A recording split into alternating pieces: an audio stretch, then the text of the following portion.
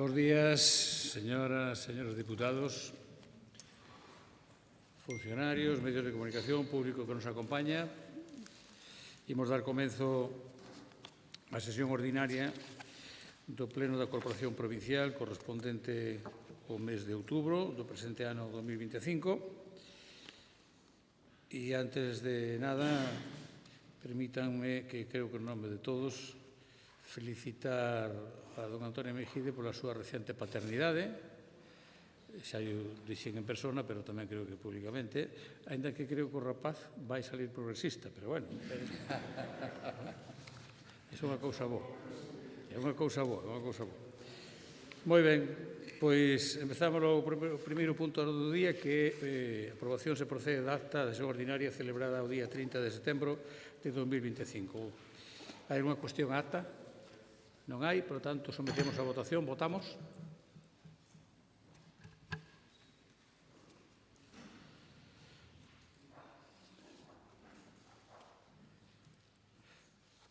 Votos emitidos 25, votos a favor 25, non hai votos en contra ni abstencións, queda aprobada por unanimidade.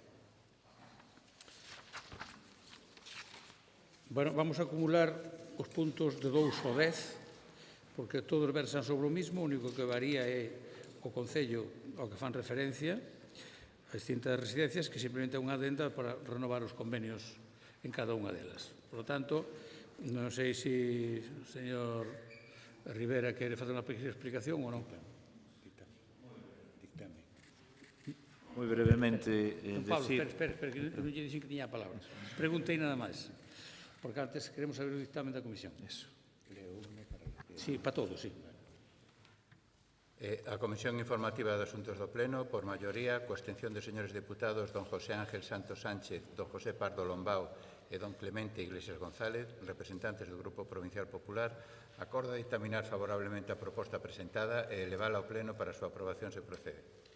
Pois moitas gracias, señor secretario. E agora sí, explíquenos brevemente se queren que consiste. Sí, moitas grazas, señor presidente. Pois, inda que por breve non ten que deixar de ser importante, porque o que traemos a este pleno son un conxunto de 9 propostas, nas que unha vez máis a Deputación de Lugo pois trata de demostrar que está carón da xente, unhas propostas que se traducen nun total de 5,1 millóns de euros ata o ano que ven para garantir a boa xestión das residencias tanto de Castroverde, Fonsagrada, Navia, Pedrafita do Cebreiro, Pol, Ribadeo, Rivas de Sil, Trabada e Meira. Con estas adendas, o que lle damos é continuidade aos convenios existentes e seguimos afondando na mellora da súa xestión. Moitas grazas. Muchas gracias, señor Rivera. Non sei se... Moi ben. No, renuncia ao turno, sí. Que quere intervir, sí, ten a palabra, sí. Gracias, presidente. Bueno, comezo dándolle as gracias e extensivas a todos os compañeiros polo súas felicitacións. Moi brevemente tamén, igual que o señor Rivera, nos, evidentemente, absolutamente de acordo con que se sigan alongando estes convenios, que se fagan estas adendas. Ímonos a abster porque creemos que, primeiro, que é un tema de xestión que deben vostedes liderar e tramitar como vostedes entendan oportuno, pero, sobre todo, porque atopamos en falta que non se aproveitara estas modificacións para tamén contemplar a apertura dos centros de día, que en varios destes centros, na inmensa maioría destes centros, estaban comprometidos e todavía seguen pechados, e, sobre todo, tamén requerirlles tamén ou pedirlles tamén que se lles dé un impulso á apertura dos que están comprometidos e en obras, algúns ahora mismo parados e outros cun ritmo de construcción mellorable, como pode ser Pobra de Brollón, Pontenovo ou Guitiriz, e que se impulse definitivamente as residencias pendientes en Porto Marín e en Caurel. Así que nada máis que decir, simplemente anunciar a nosa abstención, entendendo que evidentemente faltaban cousas que se podían mellorar neste convenio.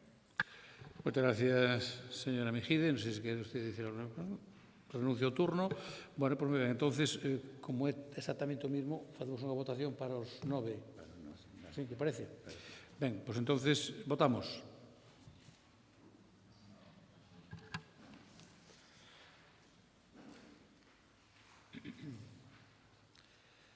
Votos emitidos 25, a favor 13, non hai votos en contra, 12 abstencións. Queda, por tanto, aprobadas estas 9 adendas.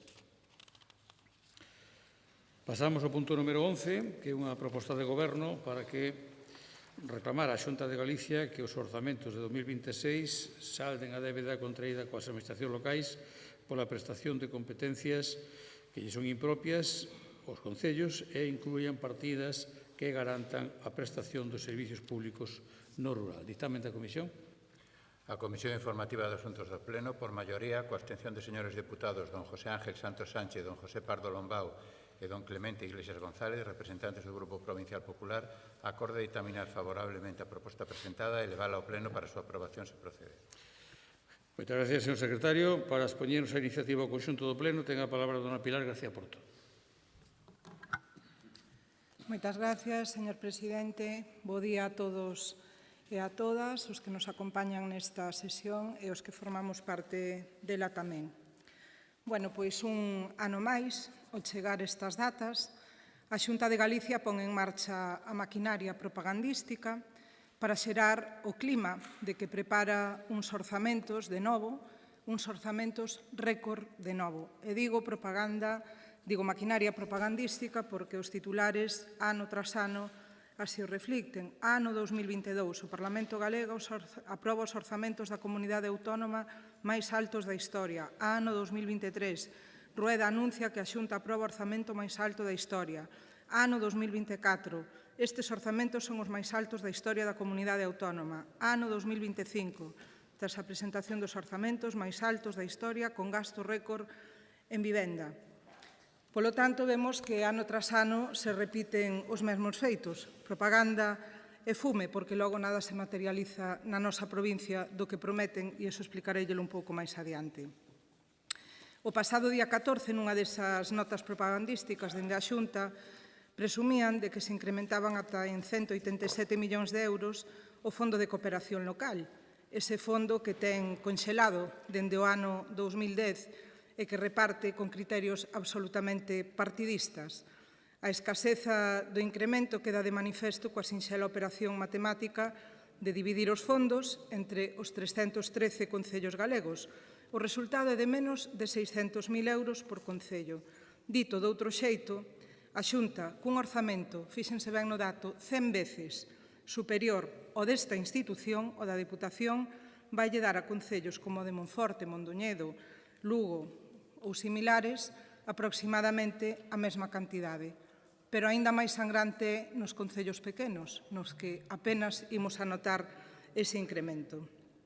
A débeda da Xunta cos concellos xa foi cifrada pola FEGAN, arredor de 600 millóns de euros de débeda, que é o que lle custa aos concellos galegos, o que nos custa a todos os veciños e veciñas desta provincia, facer fronte, sacar adiante esas competencias impropias que a Xunta fai recaer directamente nos concellos. Falamos de cousas ben coñecidas e recoñecidas por todos, como poden ser o servicio de prestación do SAF, pretenden que se preste tamén o ciclo da auga, pretenden tamén que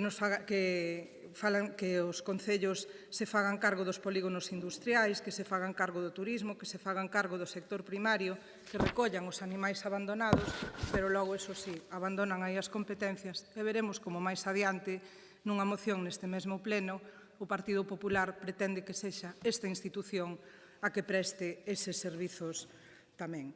En xullo do 2024, o propio presidente Rueda aseguraba que a prestación dos servicios públicos no rural galego implicaba para a Xunta un sobrecusto de 500 millóns de euros. Xa chama a atención que a prestación dos servicios no rural, nunha comunidade autónoma eminentemente rural e singularmente a nosa provincia de Ourense, se fale dun sobrecusto. Será o que costa?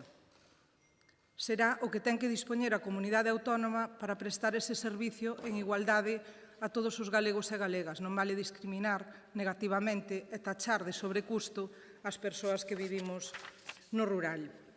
E estando unha reforma, insta o Estado, o presidente Rueda reclamáballe unha reforma do sistema financiero autonómico que tivese en conta esa situación e que garantise eses fondos que el tacha de sobrecusto.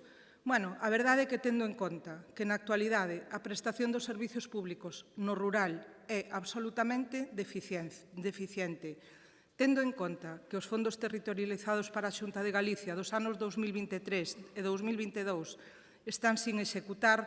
Eu creo que máis valería que a Xunta de Galicia se puxera a funcionar e dotara deses 500 millóns de euros que non executa a servicios básicos imprescindibles no medio rural, sin ter que reclamar o que logo non transforma en realidade e non executa en beneficio da cidadanía. Dende logo, nós, dende a Deputación de Lugo, mantemos o noso compromiso de servizo aos concellos e defendemos tamén o municipalismo e, por suposto, a autonomía e a suficiencia financiera dos concellos, que é algo imprescindible. Compartirán conmigo esta cuestión tanto aquelas persoas que ostentan a alcaldía en diferentes concellos como as que non. E por iso pedimos que a Xunta de Galicia adapte os orzamentos do 2026, incrementando o Fondo de Cooperación local, incorporando partidas destinadas a garantir a prestación dos servicios públicos, se cabe máis no rural, e que, de acordo coa estimación do propio presidente Rueda, destine 500 millóns de euros de fondos propios a paliar estas deficiencias. Moitas gracias. Gracias, señora Porto. Ben, polo Grupo Popular ten a palabra don Demetrio. Bos días, moitas gracias, señor presidente. Ben, o equipo de goberno desta Diputación debería saber que unha das funcións da Diputación Provincial de Lugo é a de cooperar cos 67 concellos desta provincia. Chama a atención, por iso, o último párrafo desta moción presentada, onde di que a Diputación de Lugo mantén o seu compromiso de servizo aos concellos e defensa do municipalismo. Realmente, o que debería decir é que a Diputación de Lugo mantén o seu compromiso de servizo aos concellos gobernados polo PSOE e polo BNG.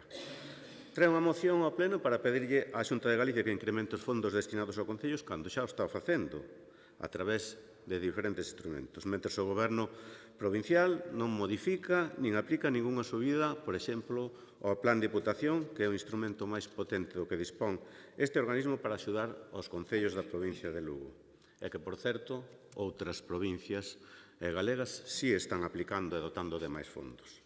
Mentre a Diputación reparte a meirande parte dos fondos lucenses entre os seus amigos, que fai a Xunta? Pois incrementar para o ano que ven ata os 670 millóns de euros, un 4,5% máis, os fondos destinados ás entidades locais. O dotar o Fondo de Cooperación Local, ese que di vostede que aplica con criterios partidistas, cando os criterios de aplicación son totalmente transparentes e igualitarios para todos os concellos, con un total de 187 millóns de euros, un 12% máis que o presente ano. A Xunta inclúe nos seus orzamentos do vindeiro ano múltiples liñas de axuda, ademais disto, para concellos, a meirande parte deles, ademais, que teñen como finalidade cubrir servizos que son competencia directa municipal, entre elas, por citar algunha, a orden de infraestructuras de uso público, a axuda para a reforma de edificios, unha orden plurianual de eficiencia enerxética, para a contratación de auxiliares de policía local, incluso o programa para control de erradicación da velutina, para paliar consecuencias da vaga de lumes, en definitiva, un gran abanico de axudas públicas e todas en concurrencia ás que poden acudir por igual todos os concellos.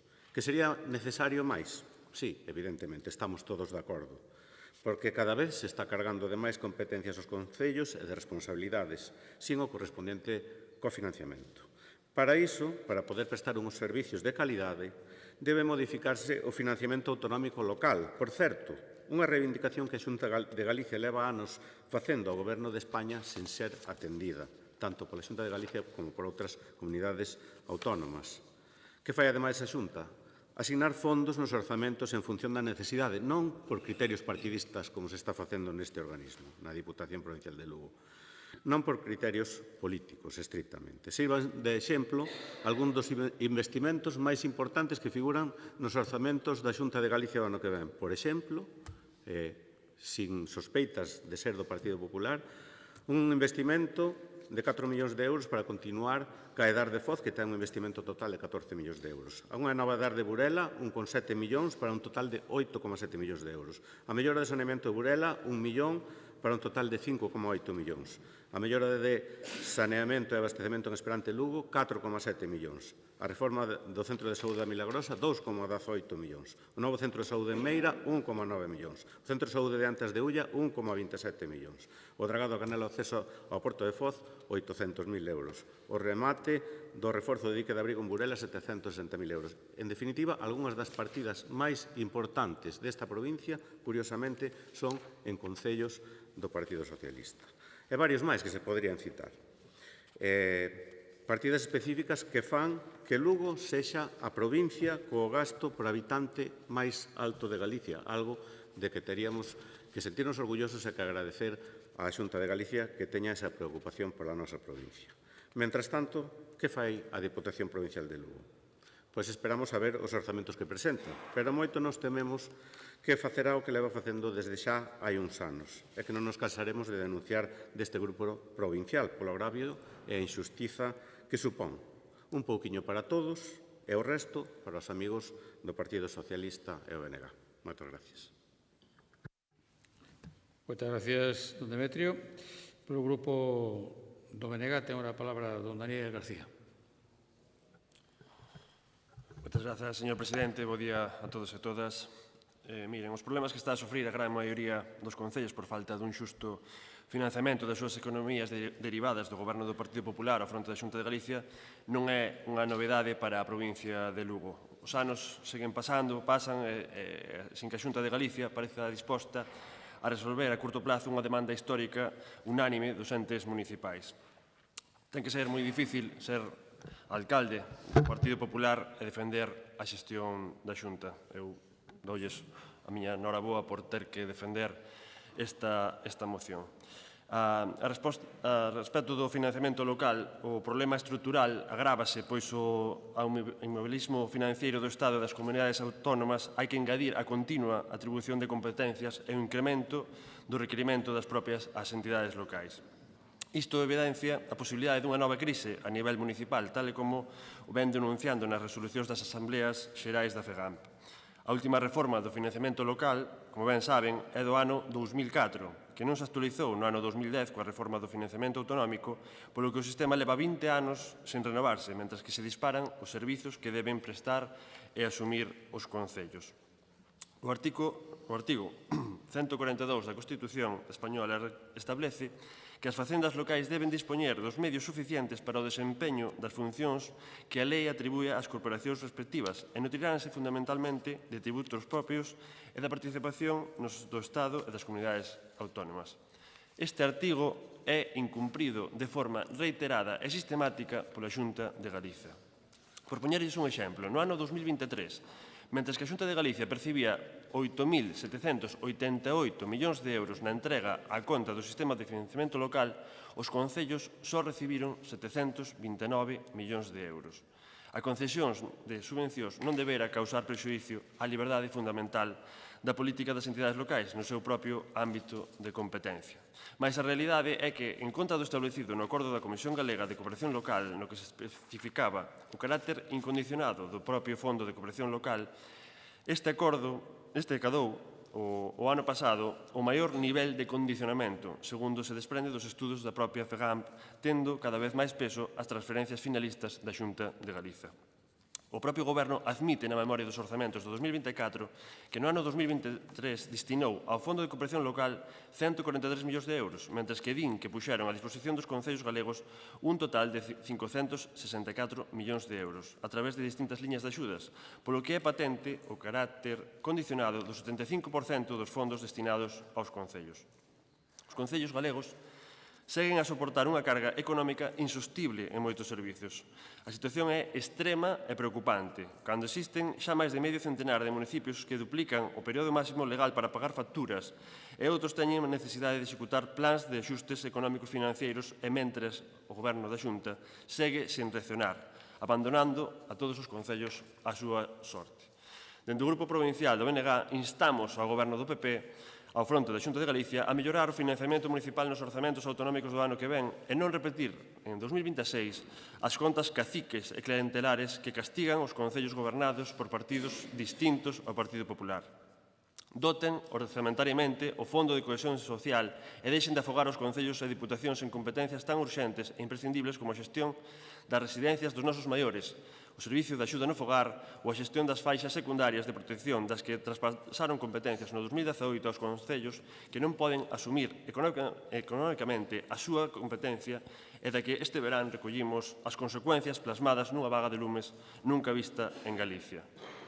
Demandamos un plan único como que o BNG logrou instaurar nas diputacións dende o ano 2017, no que a Xunta de Galicia realice un reparto xusto e equitativo entre todos os concellos de menos de 20.000 habitantes, independentemente da súa cor política. Basta xa do reparto clientelista que sempre beneficia ao Partido Popular. Basta de practicar unha política de discriminación institucional cara aos concellos gobernados por outros partidos políticos que non sexan o Partido Popular. Moitas grazas. Moitas gracias, don Daniel. Segundo turno, doña Pilar. Bueno, a verdade é que teño que expresar a miña alegría porque é a primeira vez que lle escoito decir a un representante do Partido Popular que se está cargando os concellos de competencias impropias. Eu alégrome de que recoñezan eso en voz alta e con claridade. Alégrome porque que ademais vostede sabe, igual que a min, que a Xunta de Galicia traspasou esas competencias de forma absolutamente ilegal, porque non as acompañou de memoria económica, é dicir, di, aí vai o paquete, arréglate co que tes, que non hai un duro. E é obligatorio por lei traspasalas con memoria económica, cousa que non fixeron. E despois tachan determinadas cuestións de investimento. Eu voulle poñer dous exemplos. Mire, os salarios dos funcionarios empregados da Xunta de Galicia non son investimento para a provincia de Lugo. Non o son, e vostedes contémplanos. Dividen, cando fan a división de gasto, que lle chaman vostedes, non inversión, de gasto por habitante, dividen os salarios dos empregados da Xunta. Pero tamén dividen o mantemento, por exemplo, dos coles. Que é mantemento, non é investimento, é mantemento. Polo tanto, eu creo que deberían de axustar un pouco máis nas súas cuestións. Di vostede que o que fai a Xunta de Galicia, pois o que fai a Diputación. Eu voulle dicir o que fai a Xunta de Galicia ano tras ano co conxunto desta provincia. Abandonala, mentir e enganar os seus veciños. Esas tres cuestións fai. Nunca lle dan resposta ao tema do SAF, algo que nos preocupa moitísimo a todos os concellos. O seu tamén. Eu voulle poñer o exemplo do meu concello, que seguramente é moi parecido ao de calquera de vostedes. Un custe total aproximado de 850.000 euros, dos que o concello asume por unha competencia impropia 340.000 euros. 340.000 euros. Por que pasa isto? Porque, mire, dos máis menos 20 e pico euros de media que costa a hora do SAF, o Estado asume 7. A Xunta asume 5 e o resto pagan concellos e usuarios. Polo tanto, eu creo que esta é unha desas competencias ás que lle deberían poñer económicamente fin dende a Xunta de Galicia, porque non só é que se costee, é que, ademais, anticípase o 100% do custe dese servicio polas arcas municipais que moitas veces non teñen de onde tirar. Miren, o abandono para esta provincia é absoluto, porque de todo canto prometen con eses 23 ou 24 millóns de euros, claramente non van a ser executables nin o 20% no que queda de mandato. Non van a ser executables, entre outros porque algúns levan máis de 20 anos prometendos aquí na provincia de Lugo. Falemos do Plan Paradai. E seguireille contando na terceira intervención. Gracias. Moitas gracias, señora Porto. Segundo turno, don Demetrio. Moitas gracias. Bueno, na miña primeira intervención creo que quedou claro con datos públicos que tamén tendo en conta as liñas de axuda que son en concurrencia que a Xunta de Galicia cumple ca provincia de Lugo e con todos os concellos independentemente do seu color político. Esta Diputación non pode decir o mismo. E non pode decir o mismo, tampouco non pode decir que a Xunta non colabora cos concellos poñendo de exemplo o SAF. O SAF, donde a través de unha lei aprobada precisamente polo Partido Socialista e donde implica unha cofinanciación pola parte do Estado, está incumplindo con Galicia a quen debe máis de 2.000 millóns de euros. É precisamente o Estado a quen lle teñen que exixir que cumpla esa parte da lei de dependencia, que non o está facendo. A parte, non se está considerando tampouco que a Xunta ten competencias tanto en servicios sociais como educación e sanidade, que son investimentos que tamén redundan en todos os concellos. Mentres tanto, esta Diputación o que sigue facendo é gobernar para uns poucos, para menos da metade da provincia. É vergonzoso o uso que se está facendo dos fondos desta Diputación provincial. É vergonzoso o uso restringido do parque móvil desta Diputación, que as abachadas só coñece viais da metade da provincia, curiosamente, os dos concellos gobernados polo PSOE e o BNG. Pero ainda máis vergonzoso o abuso que se está facendo dos convenios. Neste ano 25, 53 convenios, máis de 10 millóns de euros, 0 euros para concellos gobernados polo Partido Popular. Totalmente vergonzoso.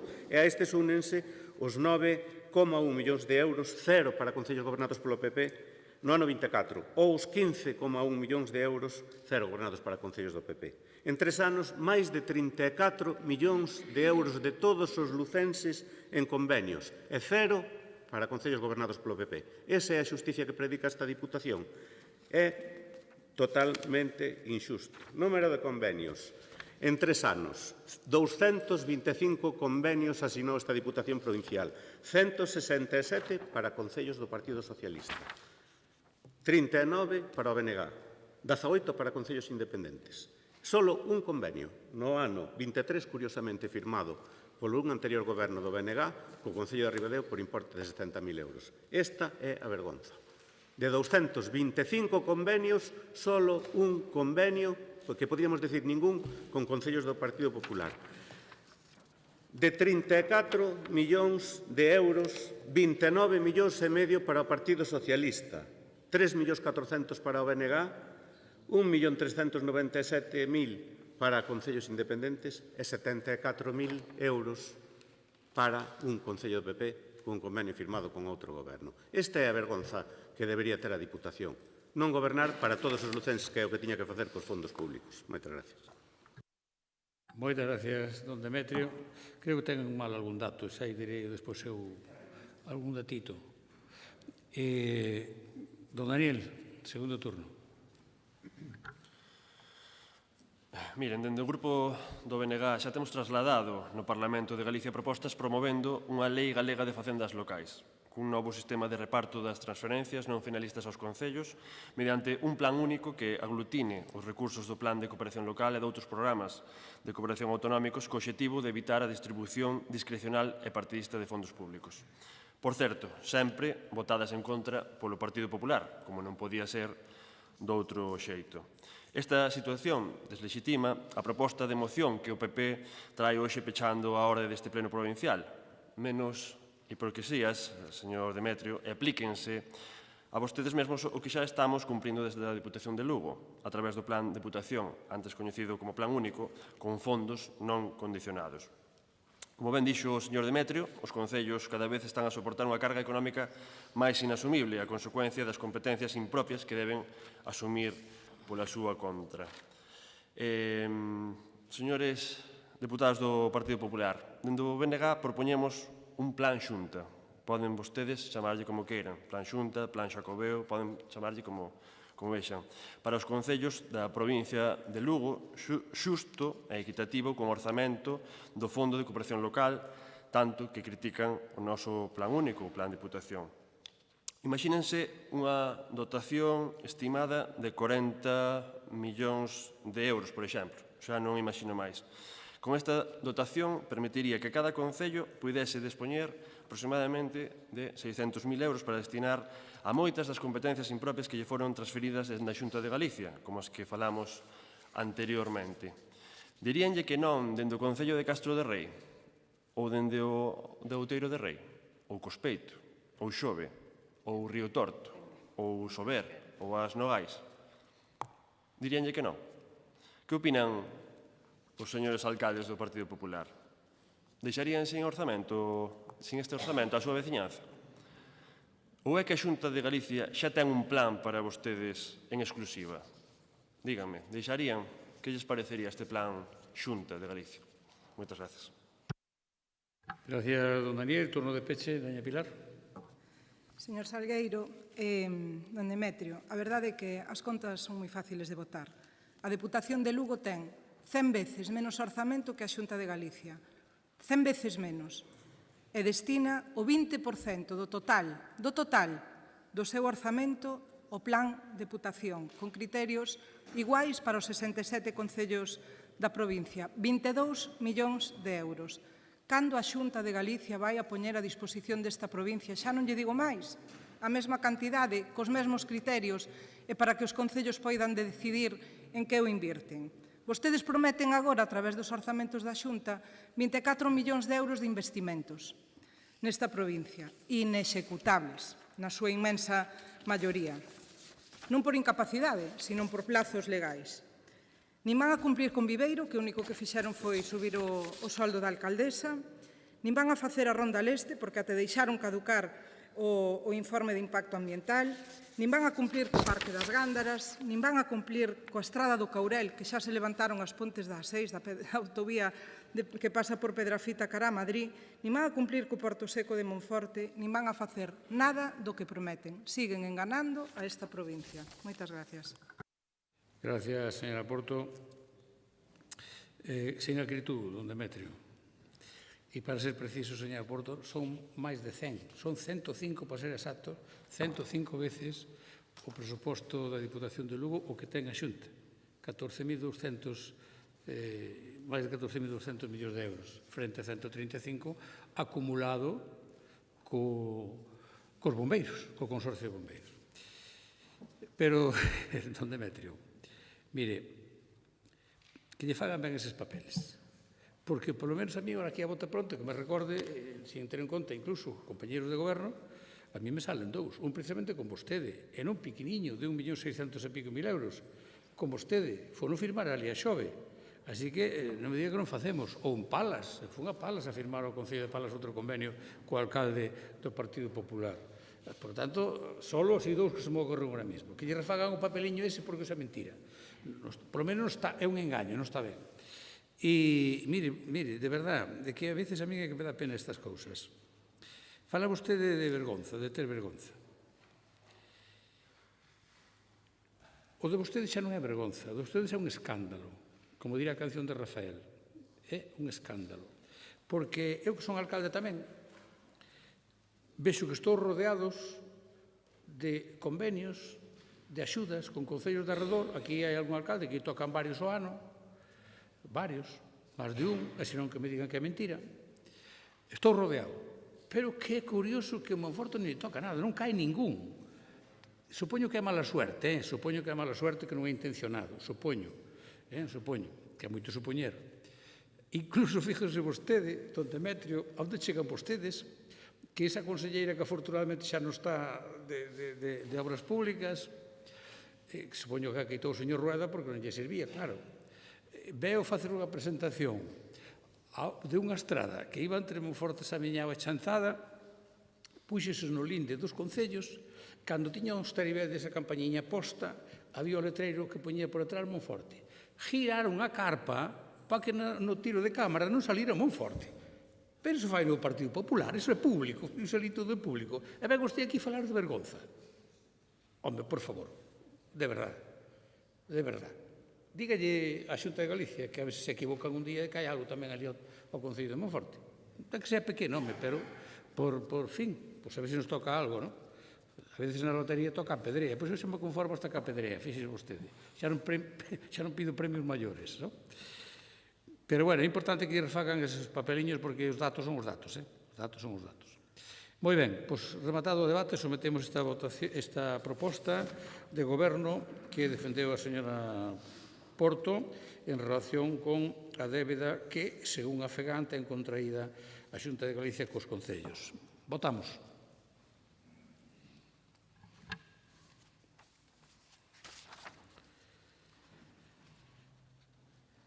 Votos emitidos 25, a favor 13, en contra 12, non hai abstencións, queda, por tanto, aprobada esta proposta de goberno.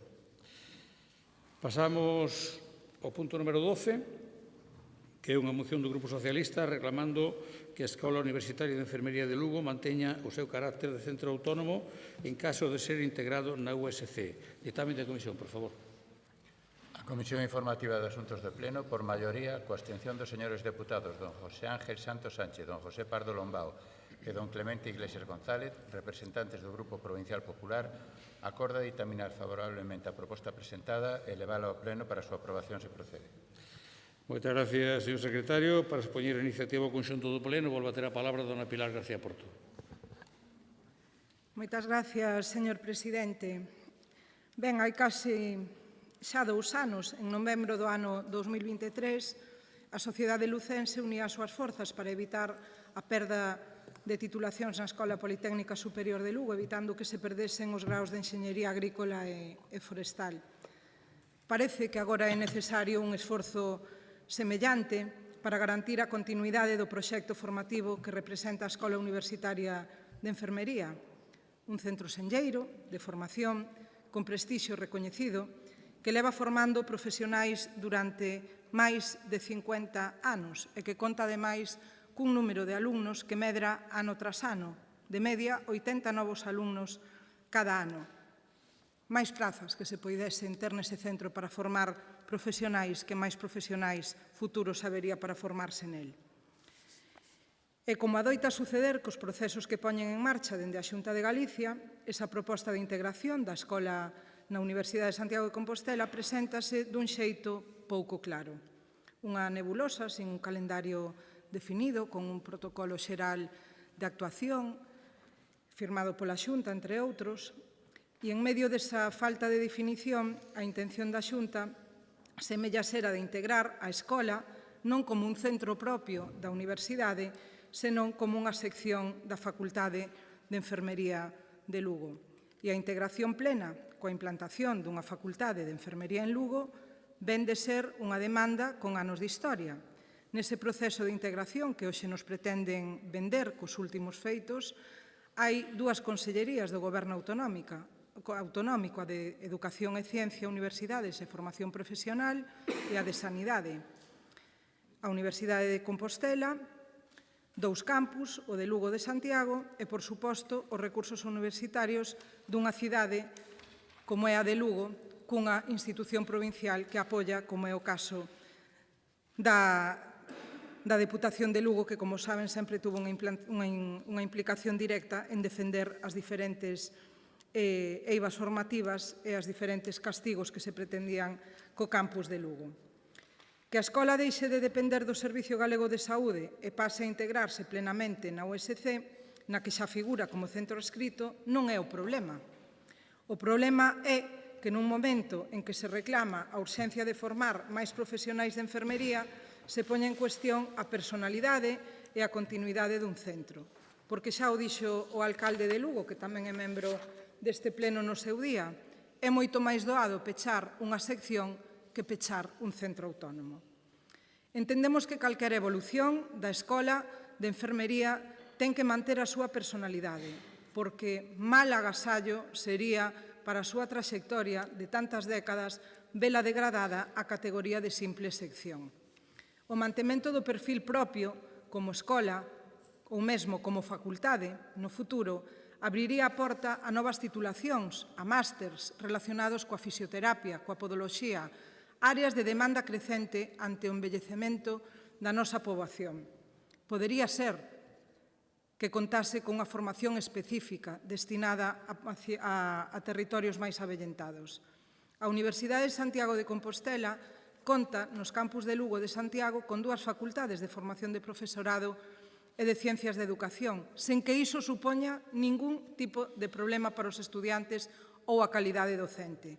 E a duplicidade de centros de enfermería prodúcese tamén sen problemas nas universidades veciñas de León ou de Asturias.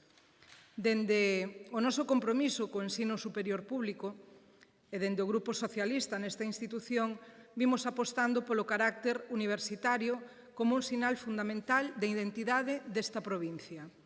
O campus de Lugo, con proxectos de éxito como poden ser o Campus Terra e centros de referencia como a Facultade Veterinaria ou a Politécnica ou a Escola Universitaria de Enfermería, é un piar de desenvolvemento e é unha ferramenta de futuro que cumpre facer medrar con sentido, non vinguar de xeito irreflexivo. Por iso presentamos ante este pleno un debate que agardamos que vostedes compartan eses puntos de opinión con nós, é unha serie de puntos de acordos. O que queremos propoñerlles é, primeiro, que se explique con absoluta claridade cal é a causa da pretensión do proceso de integración da Escola Universitaria de Enfermería de Lugo na USC. Que se garanta a preservación do estatus da escola como centro autónomo, como facultade, que podería ser mesmo de Ciencias da Saúde, incluindo unha formación máis completa. Que se garanta a continuidade do profesorado e do persoal auxiliar do proxecto educativo da escola e dos medios precisos. Que se teñan en conta as achegas e reivindicacións de profesores, de alumnos, do Colexio de Enfermería de Lugo e do conxunto da Administración e da sociedade civil lucense, e que a Xunta achegue á Universidade os fondos precisos para manter a personalidade desta escola, non só como Escola Universitaria de Lugo, senón que se poida contribuir de xeito relevante no seu futuro desenvolvemento. Gracias, señora Porto. Rematou o seu tempo. Ten agora a palabra polo Grupo Provincial do BNG, dona Iria Castro. Grazas, presidente. Bo día a todos e a todas. Quero saudar tamén as persoas da Escola de Enfermería que están aquí presentes hoxe. Como dicía a compañera Pilar Porto, xe volvemos falar do noso campus. Desta vez a ameaza non é a perda de titulacións da EPS, ou polo menos non é dunha forma tan evidente como foi en 2023. Eu creo que estamos aquí, como dicía a compañeira, para unir forzas e para garantir que a Escola Universitaria de Enfermería permaneza como tal no noso campus. Eu non quero ser repetitiva porque xa se fixo unha exposición dos datos básicos, e todos e todas aquí sabemos que o problema non é a adscripción á Consellería de Educación. O risco é que se faga como unha sección, o cal sería unha perda absoluta de autonomía ou pasar a depender totalmente de Santiago. Dende o BNG reivindicamos un ensino público e de calidade, tamén no ensino universitario, e iso pasa pola descentralización do ensino. E tamén, por suposto, na autonomía do profesorado e nunha comunidade educativa forte como a que xa temos aquí. A pesar de que se presuma do Campus Terra, todos somos conscientes da súa febleza, porque dende a Xunta do PP non se aposta por el. Falamos desa batalla que tivemos que librar en 2023 e aquilo tiña fácil solución. Era a modificación dun decreto ou o que é o mesmo ter vontade política. Somos conscientes de que esa febleza afecta ao campus por isto, porque non se aposta por el. Pero ante iso temos dous bastións, un deles é veterinaria e outro é a Escola de Enfermaría. E temos que seguir apostando e coidando estas dúas facultades que nos axudan a manter números de poboación universitaria na cidade, que moitas veces parece que é o único que lle preocupa á Xunta. Esta poboación universitaria repercute na cidade, repercute na provincia e repercute no prestixio de Lugo ao seu campus. Teñen que entender que desconfiamos dunha manobra desta manobra de centralización das escolas de enfermería cando non houbo ningunha consulta ca escola. Asínase un denominado protocolo entre representantes das tres universidades, as dúas consellerías e o Consorcio para a Calidade do Sistema Universitario Galego, e ninguén lembra poñerse en contacto ca dirección da escola ou co Colexio Oficial de Enfermaría de Lugo. Fan unha comisión de seguimento tamén sen ninguén da escola. Todo para o pobo, pero sen o pobo. Os dous partidos que formamos o Goberno provincial desta institución temos claro que defendemos o campus de Lugo e que non somos de segunda. A asinatura dese protocolo sen ter en conta non garante a continuidade da Escola Universitaria de Enfermería, xa que se propón unha reestruturación docente dunha facultade por universidade. E iso deixa claro as intencións, aínda que non o digan claramente. Hai que seguir loitando por manter a Escola de Enfermería porque a súa perda repercutiría de forma nefasta para o campus de Lugo e para o sistema sanitario lucense. É un centro de referencia, é un centro de calidade, é un centro con moita demanda. Non entendemos por que nos estamos enfrontando a isto. Na segunda exposición, na segunda parte, seguirei. Grazas. Moitas gracias, dona Iria. E agora, por o Grupo Popular, señor Balado, ten a palabra. Sí, bon día a todos e todas, presidente, deputados e deputadas e demais persoas que se atopan presentes neste salón de sesións. Bueno, viñeron hoxe vostedes aquí a meter medo, única e exclusivamente. Poderíamos definir esta proposta como un novo intento do Partido Socialista de Lugo de torpedear, de boicotear e, sobre todo, de escurecer, que é como hai que chamarlle, un proceso de integración dunha escola no sistema universitario galego que é totalmente limpo e transparente e, ademais, por outra banda, é totalmente vantaxoso é lícito, pero vantaxoso sobre todo para o alumnado, que vai ter a matrícula gratis. Flaco favor lle están facendo vostedes hoxe, PSOE e BNG, aos alumnos da Escola de Enfermería. Eu, dende logo, flaco favor lle están a facer. Pero isto non é nada novo na forma de facer a oposición que vostedes suelen profesar contra a Xunta de Galicia, porque a miúdo vemos outros intentos de torpedear e de boicotear outros procesos, sexan de integración, sexa coa política industrial que fai a Xunta de Galicia. A vostedes nin lles importan as xeracións que veñen, nin lles importa que a xente poida conseguir emprego, moito menos que se forme, a xente non lles importa absolutamente nada. Temos incluso numerosos exemplos de outros proxectos importantes para esta cidade, para esta provincia, nos que a esquerda e os grupos de presión vinculados á esquerda xa teñen encargados os chalecos para torpedealo antes de que o proxecto vexa a luz. E logo veñen vostedes a erixirse en defensores da universidade. Gran traballo. Se non fora polo BNG non estaría a universidade como está. Temos que lles dar as gracias, eu creo, sobre todo ao BNG e ao Partido Socialista. Miren, protestar contra a integración da Escola de Enfermería na universidade é unha nova pataleta do Partido Socialista lucense e apoiada polo Bloque Nacionalista galego que carece de fundamento. Porque, miren, é un acordo consensuado entre a Xunta de Galicia e as 3 universidades galegas públicas para a reestruturación da docencia e, sobre todo, o que é a integración das escolas de enfermería dos Sergas no sistema universitario galego, que foi impulsado polas propias universidades e consensuado cos seus centros adscritos. Señora Castro, a universidade é independente, non fai falta que vostede veña a dicilo aquí. E a adscripción de enfermería non é a Consellería, é a USC, a ver se nos enteramos. E, por certo, dende o ano 2023 non se perdeu ningunha titulación. Non se perdeu ningunha titulación. En segundo lugar, é un acordo con grandes beneficios para o alumnado, que se vai poder beneficiar da matrícula universitaria gratuita. Esta é unha medida pioneira da Xunta de Galicia e inédita a nivel estatal de apoio ás familias galegas que ata agora non se podían acoller. Xa sabemos que a ustedes, os que se abandeiran en defensores da universidade, lles molesta moitísimo que a Xunta de Galicia poña a matrícula gratuita para todos os alumnos que se van formar. Molestalles moito, pero deben pensar que van perder moitos votos con esta nova medida da Xunta de Galicia. E, en terceiro lugar, lles vamos a decir que a integración de enfermería é un cambio administrativo que demandan as propias universidades para posibilitar que os centros superen as avaliacións e verificacións en cumprimento do marco estatal fixado polo Ministerio. Polo tanto, non teñen vostedes, en resume, falando claro, ningún argumento de peso para cuestionar este proceso, máis o que, como antes dixemos, un intento de levar a contraria, de poñer paus nas rodas a un proceso demandado polas propias universidades galegas e de algo que é vantaxoso, como decimos, para o alumnado.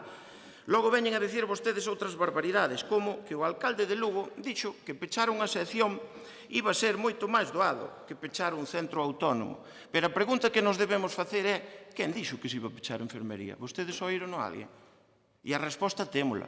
Que non anda dicindo? A familia socialista lucense e a xente do Bloque Nacionalista Galego andan dicindo que se vai pechar enfermería. Son vostedes os mesmos que crearon esta fantasma, os mesmos que alimentan a mentira, os medios que xeneran incertidume entre o alumnado. Se hai xente que lle anda dicindo ao alumnado non vos matriculedes, que isto vai desaparecer e isto efectivamente vai perder todo tipo de autonomía.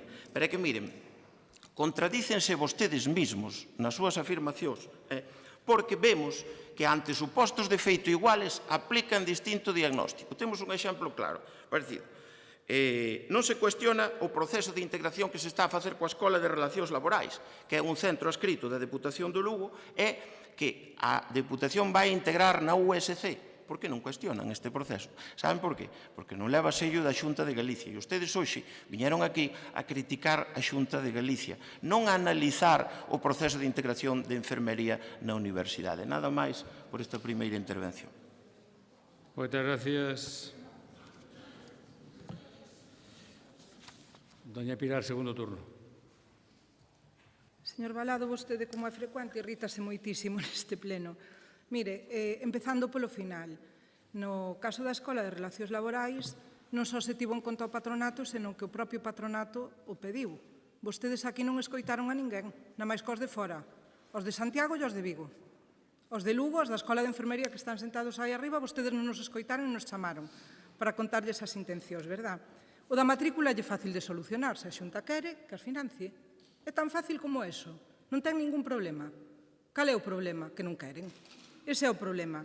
E logo, non invente, porque vostede, en fin, vostede minte. Quen di aos alumnos que non se matriculen?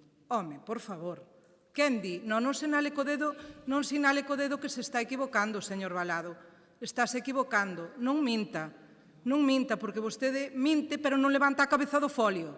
Non levanta a cabeza do folio porque sabe que está mentindo. Poña exemplos claros e deixese de mentir e de terxiversar, porque o que hoxe traemos aquí como unha iniciativa do Partido Socialista, que a vostede non lle gusta, porque sei que non lle gustan, nin os socialistas, nin as iniciativas do Partido Socialista, venlle dada pola familia da Escola de Enfermería. Non somos nós, son todos eles, e nós tamén. E nós tamén. Pero non é un capricho, nin un antoxo do Partido Socialista. Polo tanto, señor Valado, poñan máis oído e máis atención a aquelas cousas ás que é sensible realmente a sociedade. O que pasa que, claro, vostede ven aquí a defender os argumentos das decisións que se toman en Santiago ou en Madrid, a veces, sin saber moi ben por que fai o que lle din. Pero a vostede interésalle tanto como a calquera de nós que os nosos veciños e veciñas se podan formar, se así o desexan, nunha escola en Lugo e non teñan que ir a Santiago nun futuro. Porque sí, detrás de todo isto, sospeitamos que se está enmascarando un posible peche. Sí, sospeitámolo. Sí, non hai máis que ler ese protocolo. Pero non nós, sospeitao toda a sociedade lucense, señor Valado. Polo tanto, poñamos pé en parede e axuden a frenar todo isto. Axuden a frenalo, porque o único que están sendo é socios e partícipes deso. O alcalde de Lugo dixo unha verdade. É máis fácil pechalo nun futuro se non é unha facultade. Claro que é máis doado. Como non vai a ser máis doado? Non depende directamente de aquí, non ten autonomía, nin de xestión, nin de ningún tipo. E máis, démoslle a volta, pensemos en positivo. Fagamos unha facultade de enfermería, non, de ciencias da saúde, completa, para a nosa provincia, igual que o Campus Terra, orientada á nosa poboación, dispersa, avellentada, con necesidades específicas. Tomemos a dianteira, señor Valado, non teñamos complexos. Súmense ao que a sociedade necesita e non defendan só os intereses do seu partido. Moitas gracias, señora Porto. Dona Iria, segundo turno. Grazas, presidente. Cando teñen algún tema así espiñento, danllo sempre ao señor Valado porque saben que non ten ningún problema botar bilis pola boca. En primeiro lugar, quero que retire as mentiras que acaba de decir de que lle dicimos a xente que non se matricula na Escola de Enfermería. Que mentiras son esas? E quero que o retire, señor Valado. Quero que o retire porque son mentiras. Da miña boca, da boca do grupo do BNG, non saiu nunca esas palabras e quero que o retire. Mire, comeza tirando de demagoxia, de hipocresía, di que vimos sembrando medo, pero que nós non temos medo, que nos está pedindo que traigamos esta cuestión ás institucións é a propia sociedade lucense, é a xente da Escola de Enfermería que saben como se gastan vostedes e son os que teñen medo de que se peche a escola. Eu non me invento ningún problema, Valado, os problemas están aí, vostedes prefiren non velos. E en canto ao ton, eu estive vendo o pleno do Concello de Lugo e foi moi diferente. Por que xa estuveron daquela? E agora ven vostede con esta sarta de, non sei, de bilis. É que non hai outra forma de describir como foi a súa intervención. Dice vostede que estamos moi preocupados porque a xente teña unha matrícula gratuita porque vamos perder votos. Que estamos moi preocupados, nós o que queremos é que a xente poida estudar un ensino público gratuito e de calidade, señor Valado. Por iso nos preocupa que isto poida significar un posible peche. Mire, no que sí que ten razón é que a nos preocupanos moito isto. Claro que nos preocupa porque intentamos ver unha imaxe máis grande que eso que está intentando demostrar vostede.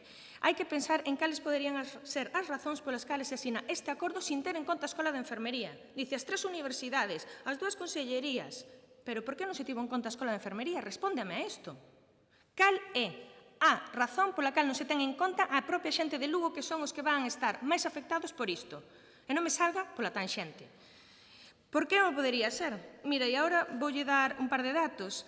Hai pouco, grazas á Xunta de Galiza, abriuse a porta ás universidades privadas. E unha delas, a de Abanca, conta precisamente co apoio da Xunta de Galiza. Autorizouse a súa apertura impartindo psicoloxía, un grao que xa se imparte na USC. É posible duplicar e triplicar estudos e facultades que son en universidades privadas, pero non nos campus públicos, verdade? Ademais desta universidade privada, ten o informe favorable da Axencia para a Calidade do Sistema Universitario de Galiza. E esta universidade privada pode duplicar os títulos que queira. E posiblemente, non sei se estou sendo moi suspicaz, pero en abril asinouse este protocolo e en maio había unha noticia de que a Universidade Privada da Banca implantará el grado de enfermería e máis carreras del área de la salud. Ahora sí que estou sendo suspicaz. Ojalá non sexa así, ojalá estemos todos remando. Pero se nun futuro non se chega a impartir enfermería en Lugo, hai moitos clientes que poden ir á privada, verdade, señor Valado? Nós o que lle dicimos é que defendemos o ensino universitario público gratuito de calidade tamén na nosa provincia. En 2023 non se pecharon graos porque houve unha movilización social, porque a xente saliu á rúa e porque dende as institucións nos mobilizamos para que iso non sucedera. Coa súa intervención, o que entendo que non está neste barco. Coa súa intervención, o que entendo que non vai defender a Escola de Enfermería no campus de Lugo. Eu creo que deberían reflexionar, e sobre todo debería reflexionar vostede por ese ton que utilizou. Grazas, presidente. Moitas gracias, dona Iria. Señor Valado. Sí, gracias, presidente. Temos que volver a dicirlle iso mesmo que lles estamos dicindo. Entre o Grupo Socialista e o BNG mencionaron máis de 10 veces a palabra peche. Ustedes viñan aquí preparados para falar do peche de enfermería, non para defender o proceso de integración natural desta escola no sistema universitario. O que pasa que cae antes un mentiroso que un coxo. É así. Que lle vamos a facer? Deixen de mentir e deixen de enganar a xente. Se vostedes non queren traballar, non o fagan, pero polo menos deixen que a xente que quere traballar e que o quere facer ben, que o poida facer. Gústelles ou non, a Escola de Enfermería ten que se integrar na universidade. Ese é o cauce natural. Por moitos paus nas rodas que vostedes lle queiran poñer, por moita desconfianza que vostedes queiran sementar. O acordo é positivo. Gústelles ou non, é positivo e é un paso decidido cara a mellora da formación sanitaria a través de medidas que buscan elevar a calidade do ensino universitario, incrementar, sobre todo, o número de profesionais formados nas nosas universidades galegas, e fortalecer o sistema sanitario galego. E como antes dixemos, é tamén bon para o alumnado, porque vai poder disfrutar da matrícula gratuita. Ademais, incluye unha liña de colaboración para reorganizar a estrutura docente do grado de enfermería, iso sábeno na Escola de Enfermería, sábeno na universidade, e avanza cara a mellora dos cadros de persoal docente, mediante a colaboración da Xunta coas universidades na contratación de máis profesorado. Por lo tanto, non teñen vostedes ningún solo argumento para rexeitar este proceso de integración da Escola de Enfermería no sistema universitario. Ademais, a nosa comunidade autónoma, que no fondo é o que non lles gusta a vostedes, leva anos incrementando a ratio de personal de enfermería por habitante. Miren, desde o ano 2008-2009, o número de profesionais de enfermería no sistema universitario galego medrou un 20%, no sistema sanitario galego, medrou un 20%, nun contexto no que España aínda se atopa por debaixo da media europea en ratio de personal de enfermería. Esa é unha realidade, e seguro que moitos da escola o saben, pero en cambio en Galicia esta situación estáse revertendo, especialmente en atención primaria, onde superamos a media estatal. Por lo tanto, xa a modo de conclusión, o que lles pedimos é que deixen de ensuciar este proceso de integración da Escola de Enfermería e deixen de escurecelo na Universidade Galega. É un proceso natural, é un proceso demandado, querido por todas as partes e, polo tanto, eu creo que o que teñen que facer vostedes, se tanto lles preocupa o sistema educativo, é apoialo. Nada máis e moitas gracias. Moitas gracias, señor Valado. Turno de peche, doña Pilar. Tan querido e desexado é o proceso que a parte máis afectada non falan, señor Valado. Esa é a súa evidencia. E mire, como vostede mente máis que fala, na moción, e como di o seu título, non se rexeita a integración. Non se rexeita. Eso sí, esa integración ten que ser como centro autónomo. Eso é o que dicimos, señor Valado. Polo tanto, non minte. E mire, dúas evidencias. A primeira delas, non existe impedimento académico nin legal para conservar a autonomía en Lugo. Non existe impedimento. Polo tanto, podería manterse. E segundo, esa perda de autonomía que vostedes pretenden coa asinatura dese protocolo Esa perda de autonomía sería un risco real a medio plazo para a supervivencia do centro.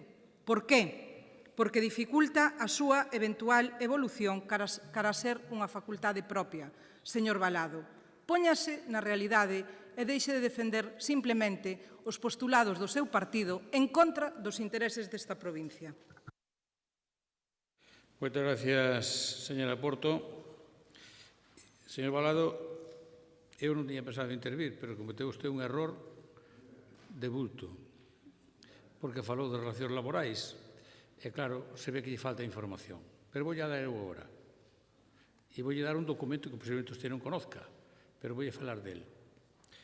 Mire, vostede empezou falando de todo menos de enfermería. Falou de paro, falou de información de non sei que e tal, pero non falou de enfermería. Falou das matrículas non ten nada que ver con que se integre ou non se integre ou na forma de que se integre. Se as matrículas son gratuitas para todos, pois claro, pois para todos. Non van a quedar uns fora e outros dentro. E o que tiña que haber falado vostede é da integración. Pero de integración sí, pero non a calquer precio. De calquer maneira non. Eso é o que temos que decir. E mire, vostede sabe e coñece a unha persona que ten un cargo de secretario xeral de universidades. Pois esa persona acaba de firmar un informe negativo para a integración de relacións laborales na USC dicindo unha mentira monumental. Sabe que dice? Dice que non, porque non hai vontade expresa das partes. Sabe cal é a vontade das partes? A firma de un protocolo que xa está firmado desde fai meses, que foi solicitada pola Fundación Campos, que preside un empresario, non a preside a Diputación de Lugo, preside a un empresario, e foi a Fundación Campos quen solicitou a integración. E se firmou un protocolo. E agora ven o secretario xeral de Universidades dicindo que non hai vontade expresa e que, por tanto, informa negativamente. Bueno, xa lle preguntaremos onde está a falta de vontade expresa, a ver que dice. Eu creo que ele non é inocente aí, e usted seguro que sabe por que non é inocente. Eu non vou decir aquí, de momento. De momento. Pero claro, usted decía antes que había intereses por esta banda. Non, os intereses están nesta banda. E iso seguro eu. E se non, vemos os documentos, que persoas están ali e que relación teñen. Claro, se ve que aí hai algún medo de que alguén quede descolocado. E por iso informamos negativamente. Iso é perjudicar os lucenses. Claramente. Así que, non sei, pregúntelle vostede a ese secretario xeral de Universidades realmente a que está xogando. Porque vostede antes dixo, non, esa é culpa da USC. Que va, moi ben, pero se é culpa da USC, por que ten que informar o secretario xeral de Universidades? Se é culpa da USC, pois a da USC non intervendrá a Xunta, pero se intervén a Xunta, algo ten que dicir, non? Non nos pretendan engañar porque non é verdad. O que hai que ter o atrevimento de dicir que non queren facelo. Bueno, atrévanse a decirlo, pero non nos engañen os demais. Así que é conveniente que teña estes datos, señor, o conxunto do grupo. Hai un informe en contra da integración de relación laboral na USC do secretario xeral de Universidades. Por certo, unha persona que vive aquí en Lugo. Vive aquí en Lugo. E dice unha gran mentira, porque se eu teño un documento na man firmado por min, polo presidente da Fundación Campos e pola propia USC, home, onde está a falta de vontade? En fin. Bueno, eu creo que a cousa quedou clara. Ustedes non queren e non se atreven a decirlo con claridade a xente. Ese é o que está sucedendo, ni máis ni menos. Rematado o debate, sometemos a votación a moción do Grupo Provincial Socialista para que a Escola de Enfermería Universitaria de Enfermería de Lugo manteña o seu carácter de centro autónomo da integración na USC. Votamos.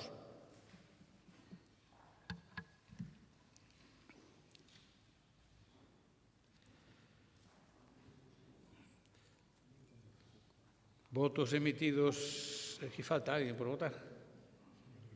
Saliu o señor Luis Guitián, don Luis Guitián. Bueno, pois entón son 24 votos emitidos, 13 a favor, non hai votos en contra e 11 abstencións. Queda, por lo tanto, aprobada a proposta do Grupo Socialista. Pasamos ao punto número 13, que é a moción do Grupo Provincial do BNG en apoio ás reivindicacións do día 25 de novembro e na necesidade de incrementar os recursos públicos para facer fronte á violencia machista. Dictamen da Comisión, por favor. A Comisión Informativa dos Asuntos do Pleno, por maioría, coa abstención dos señores deputados don José Ángel Santos Sánchez, don José Pardo Lombao e don Clemente Iglesias González, representantes do Grupo Provincial Popular, acorda dictaminar favorablemente a proposta presentada e levala ao Pleno para a súa aprobación se procede.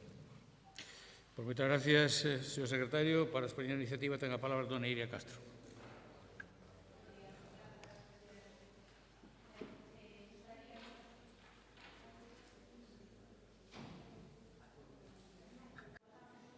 Ahora, bo día de novo e grazas. Gustaríanos non ter que traer xa mocións deste tipo a pleno, porque iso significaría que os recursos son suficientes, que non nos matan, que non nos acosan, ou que simplemente as mulleres, que somos o 50% da poboación, estamos representadas de forma acorde e igualitaria nas nosas institucións públicas. Pero, lamentablemente, toca facer balance de novo. En este balance, as políticas impulsadas polo Partido Popular, o que está gobernando a Xunta de Galiza, non saen ben paradas. Suspenden políticas para facer fronte á violencia machista, mentres ano a ano medran non só os asesinatos, senón o convencemento entre xente nova e non tan nova de que as mulleres non debemos ocupar o mesmo espazo cos homes na sociedade. E isto cámbiase con políticas eficaces de prevención e iniciativas para facer fronte á violencia machista. Non invento nada, son datos extraídos, son datos públicos. En 2024 houve 880 delitos coñecidos contra a liberdade sexual. A Xunta recoñece nos seus informes sobre a aplicación da Lei Galega de Violencia que os distintos programas específicos para a violencia sexual atenderon alrededor de 130 vítimas, o que en total sería un 14,7% das vítimas que houbo en 2024. Estos son xente que presentou, persoas que presentaron denuncias en institucións públicas, e isto quere dicir que só se atenderon menos do 15% das vítimas totales. E iso danos unha radiografía do pouco servizo que fan os recursos dispoñibles. Isto non o digo eu, isto digo o informe do Consello de Contas que analiza as políticas de violencia de xénero na Xunta no período 2018-2022. Recoméndase unha maior dotación de postos de traballo na Dirección Xeral competente na materia, xa que se incrementou a dotación orzamentaria, pero non o persoal, así que tiveron que facer o que máis lles gusta, privatizar servizos. Outra das recomendacións é que se asignen máis recursos ás actuacións de sensibilización e prevención contra a violencia de xénero, xa que o 97% dos fondos da Xunta van a actuacións de protección e atención das vítimas, deixando os proxectos de prevención nun peso residual. De feito, sinálase no informe que o importe dos proxectos foi decrecendo paulatinamente, así como as campañas publicitarias de prevención, o que dificulta xerar un impacto na sociedade. Ademais, no informe sinálase que algunhas das actuacións en materia de información no eido da violencia machista refírense a medidas para o desenvolvemento da igualdade home-muller, non a prevención específica da violencia de xénero. E isto é importante. Hai que chamar as cousas polo seu nome. Cando se presentou este informe, dende o Partido Popular fixéronse alegacións cutres, como argumentando que o número de asesinatos de mulleres vítimas de violencia de xénero non ten unha relación directa coa intensidade das políticas de prevención e sensibilización. O que a culpa, aínda por riba, é das vítimas, como dixo o director xeral de loita contra a violencia de xénero, Roberto Barba, e cito textualmente a alegación. En moitos casos, un dos motivos ou detonantes que levou a agresora a acabar coa vida da muller e tamén ás veces a suicidarse el despois, foi a decisión dela de deixalo e poñer fin á relación que mantiñan. Claro, porque é moito mellor continuar nunha relación de maltrato que pode acabar nun asesinato. E este é o noso director xeral de loita contra a violencia machista, un señor que lle bota a culpa á vítima, un señor que segue no seu posto 3 meses despois de decir este tipo de sandeces. Pero non sei que podemos agardar dun partido que agarimou durante 4 meses a un conselleiro denunciado por agresión sexual ata que se fixo pública a denuncia e marchou, non pola repugna, senón pola opinión pública. E antes de que digan nada, dende o BNG condenamos calquera tipo de agresión sexual, veña de onde veña, sexa do color político que sexa. Denunciámolas todas. E para rematar a miña primeira intervención, animos a que lean con detemento os nosos acordos. O primeiro, que enmenden as recomendacións e deficiencias que lles fai o Consello de Contas no seu informe. Incremento do orzamento destinado á prevención, incremento do persoal propio, elaboración dun plan estratégico específico para a loita contra a violencia machista. De novo, mellorar os centros de información á muller para reforzar e ampliar a rede galega de CIM e, para finalizar, recuperar os centros de crise 24 horas das garras de OHL e Eulen. Lémbranse do ano pasado, tamén en outubro, cando debatemos isto, e o señor Amejide dixo, sabendo que mentía, que non se estaban a privatizar os centros de crise 24 horas? Na segunda intervención afondaremos nisto. Moitas grazas. Moitas gracias, dona Iria. Polo Grupo Popular, señora Mejide, ten a palabra. Moitas gracias, presidente. Unha mágoa que a compañera do BNG non comezara tamén desmarcándose dos comentarios do seu compañeiro do Bloque Nacionalista Galego, no que aludía a poñer bombas en certas partes a secretaria xeral do Partido Popular Autonómico. Este é o respecto e esta é a forma de actuar que teñen, curiosamente, os seus compañeiros de partido. Bueno, a verdade é que é un tema demasiado sensible como para polemizar, é un tema demasiado sensible como para intentar facer unha pelea política desto. Eu creo que isto é un destes asuntos nos que os partidos políticos deberíamos ir da man, como vamos en moitas ocasións, a través de declaracións institucionais, a través dun traballo conxunto. Hoxe o BNG prefiere ir por outro lado, por outro derrotero, pero nós non vamos a entrar neste tipo de polémicas, non vamos a intentar ou entrar de ningún xeito neste xogo que intenta facer o BNG, senón que vamos a sempre defender todo o traballo que se están facendo dende todas as institucións, a veces con maior acerto, a veces con maior error, pero vamos a traballar e a arrimar o ombro sempre contra a violencia machista, que é unha lacra que estamos sufrindo, por desgracia, dende fai demasiado tempo e que hai que combatir entre todos, non rivalizando entre todos, senón traballando da man. É unha mágoa que esta belixerancia que amosa a señora Castro contra a Xunta de Galicia non a mostre contra outros partidos ou contra outras administracións nas que sí que son socios e non lles demande tamén esa actitude ou esa exixencia ao resto das administracións. Pero, bueno, evidentemente, nós non vamos a entrar hoxe nese eido. Si, vamos a decir que dende a Xunta de Galicia estáse facendo todo o que se pide nesta proposición e moito máis. E moitísimo máis. Piden máis fondos, máis personal, un plan estratégico, un novo marco regulamentario.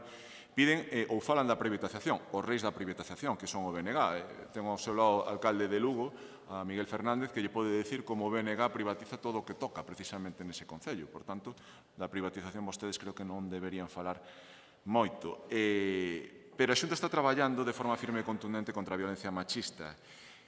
Se quere que falemos de legislación, que fala na súa moción, Galicia conta xa ca Lei de Prevención e Tratamento Integral da Violencia de Xénero, sendo pioneiros por diante de moitas outras comunidades. Está impulsando a nova Lei para a Igualdade de Galicia, como debería saber ou lle poden transmitir os seus compañeiros no Parlamento. Está en elaboración tamén algo moi importante, que é a Lei de Acoso e Violencia Digital, un gravísimo problema que temos a día de hoxe, que é as redes sociais e o acoso digital que viven as víctimas, tanto na violencia machista como noutro tipo de violencias, un problema realmente de calado.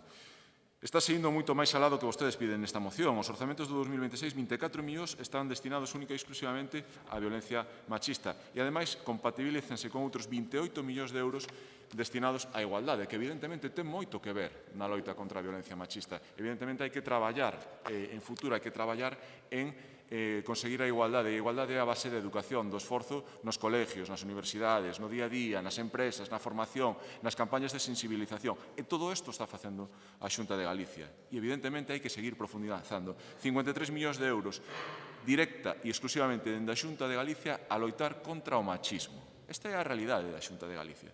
Un incremento de fondos que serven non só para manter recursos, sino reforzar as axudas directas, o pago único ás víctimas de violencia de xénero para que poidan cambiar ou facilitar ese cambio de vida con moita máis solvencia, axudas para unha solución habitacional cando o precisan, axudas para a inserción laboral, asistencia psicolóxica, asistencia xurídica. Quere que falemos de atención permanente? Por suposto. 5 centros de crise: Ourense, Santiago, Ferrol, Vigo e Lugo. Atención psicolóxica, xurídica e social. asistencia ás víctimas e ao seu entorno e atención 24 horas, presencial e telefónica. Esta é a realidade da Xunta de Galicia. Están facendo moito máis do que vostedes piden nesta moción. Falando un protocolo que xa existe na Xunta de Galicia, que supervise, controla e resolve todos estes casos. Que, por certo, protocolo que o Goberno Central non desarrollou para coordinar a todas as comunidades autónomas, que anunciou e non desarrollou. Ojalá se aproveitase neste pleno tamén para demandar ao Goberno Central a elaboración dese protocolo, porque entendemos que é importante.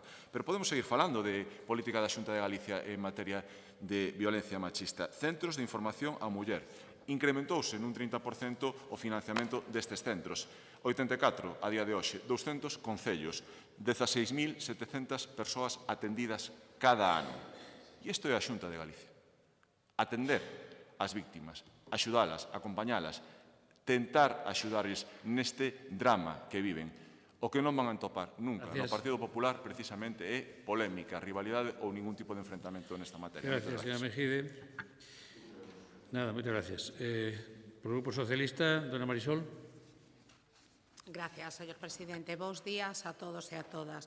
Bueno, eu vou empezar simplemente con unha reflexión que nesta ocasión eu entendo que todos en algún momento nos dispersamos un pouco, todos os diputados que estamos aquí, pero paréceme que cando un diputado vai a defender unha moción ou vai a tratar un tema que debería de prestar atención e deixar o móvil. Mentras a señora Castro facía a súa exposición, o señor Mejide estuvo co móvil todo o tempo. Entendo, porque como ele iba a ler o que traía escrito, dáballe igual que fora verdade, que fora mentira, a súa actitude dáballe exactamente igual, pois tamén lle dá igual o que os argumentos que pode expoñer a señora Castro. Esa é a mostra do que lle importa nestes tempos ao Partido Popular, a violencia de xénero, a violencia machista, a igualdade, e iso vémolo todos os que estamos sentados neste lado cando miramos para ese e non vemos a ningunha muller sentada entre os diputados que representan ao Grupo Provincial do PP. Eu creo que o movimento demóstrase andando e que ás veces as formas sí que son importantes porque dan a entender a sociedade na que vivimos e a sociedade na que nos movemos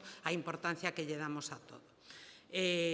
Todos eses datos que deu aí o señor Mejide, que como papel terma de todo dá igual o que se diga ou o que non se diga, vou non contradecir nun en concreto.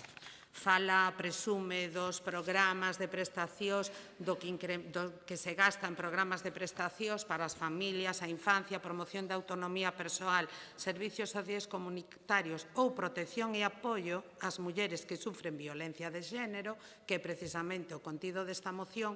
Voulle decir que lle deberon de pasar mal os datos porque nesa partida precisamente a Xunta de Galicia rebaixou en máis dun millón de euros o seu presuposto para o 2026. Entonces non deben de ser tan bons como nos está facendo creer aquí o portavoz do Grupo Provincial do PP. Como non van gastar cartos nesos? É unha competencia súa. E que vir a presumir aquí de que se invirte en algo que se ten que invertir e que teñen que gastar ou que teñen polo menos que gastar os que lle veñen do Estado para non perdelos, como estuveron a punto de pasarlles cos centros Costín, que estaba a punto de vencer o plazo e non tiñan aínda ni siquiera claro onde iban a estar, como se iban a xestionar, inda que nós xa sabíamos que se iban a privatizar, e como lles está a suceder con outro centro de atención a mulleres víctimas de violencia de xénero con adiccións, onde a Xunta se comprometeu a crear un novo no Concello do Porriño, e para iso firmouse un convenio o 30 de setembro para a adquisición do inmoble e a súa reforma. O presuposto era de 999.736 euros, financiado polo Ministerio de Igualdade a través do Plan de Recuperación, Transformación e Resiliencia, polo que entendemos que utiliza parte dese presuposto destinado aos centros de asistencia integral de 24 horas. Bueno, pois finalmente, a estas alturas, todavía non temos nada feito en eso e pode ser que eses cartos que estaban comprometidos do Ministerio para ser executados antes do fin do 2024, a Xunta poda verse obligada a devolvelos sin executar, o cal sería unha grave irresponsabilidade. Pero en eso tamén son uns campeosos do PP, en presupuestar e non gastar e o ano seguinte volver a presupostar e seguir sin gastar. En eso son uns campeóns en todos os ámbitos, non solamente na violencia de xénero. Non se pode presumir de que están ao lado das mulleres que sofren violencia de xénero, que sofren violencia machista, cando se vai da man de outros partidos que lles obligan para poder aprobar os seus presupostos en outros territorios, en concellos, e se chegaran ao Goberno do Estado tamén alí, de xente que renega, que di que non existe a violencia machista. Como vamos a concienciar, como vamos a educar, como vamos a facer que a sociedade sexa consciente dun problema cando nós mesmos o estamos negando? Eso é imposible. E iso é o que está a facer o PP, por moito que lle doe, por moito que ora aquí saque unhas cifras maravillosas. Non hai no plan educativo unhas asignaturas, unhas materias que preveñan esta lacra, que ten que prohibirse. Eu estou de acordo. Ten que ser unha prevención integral. Educación, sanidade, incluso políticas sociais. Pero non se pode facer esa prevención cando non se dan os pasos e cando non se ten esa política integral. E moito menos se pode facer cando se nega. Se eu vou acompañada de alguén que o nega e me adapto ás súas circunstancias, o que estou a facer é pouco favor para que esas víctimas baixen e para que esa prevención sexa efectiva. Nada máis neste primeiro turno. Moitas gracias, señora Morandeira. Doña Iria, segundo turno. Grazas, presidente. Teño a sensación de que cando debatimos cos deputados do Partido Popular non escoitan. Señora Mejide, ao comezo da miña intervención xa dixen que condenábamos todas as agresións, todas, independentemente de onde veñan. A que non escoitei foi a vostede condenar que tuveran a un presunto agresor sexual no Consello da Xunta de Galiza. Iso non lle escoitei a vostede. Ben, nesta segunda intervención gustaríame centrarme nos centros de crise 24 horas que xa mencionou a señora Mejide, que se privatizaron hai exactamente un ano. Xa lle dixen que hai un ano mentiu, cando dixo que era mentira que se privatizaban, cando se acababan de adxudicar ao HL e a Eulen, e aquí mismo mentiu dicindo que non era así. E agora imos, porque está sacando peito deles, imos lembrar como foron feitos. Foron creados polo Ministerio de Igualdade e pagados con fondos europeos, 3,7 millóns de euros ata finais de 2025. E a Xunta simplemente decidiu non asumir a súa xestión, porque podían asumir, decidiron privatizala, externalizala.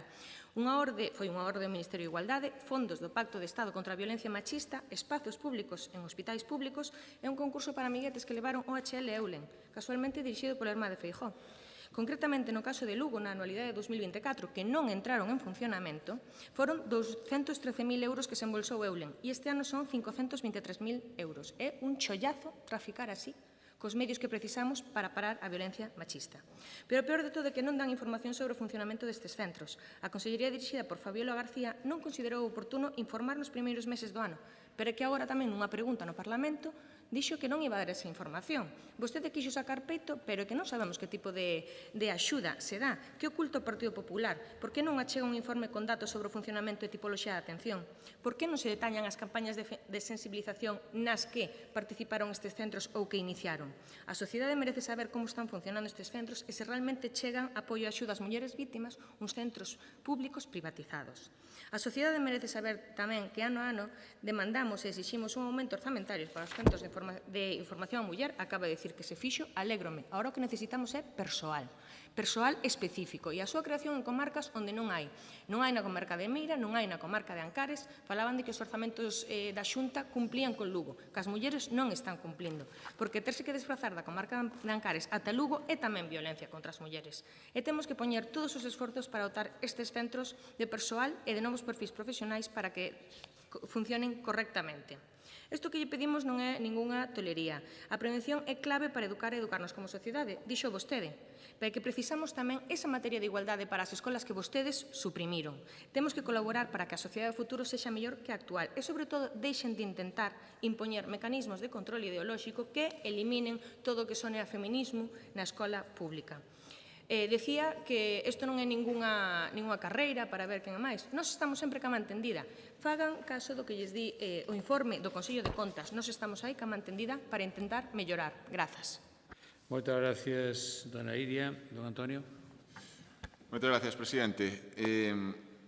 Marisol, evidentemente, a ningún de nós, e a min en particular, nunca nos escoitarás negar a realidade da violencia machista. O machismo está matando a demasiadas, a moitísimas mulleres durante estes anos. Nunca negaremos eso.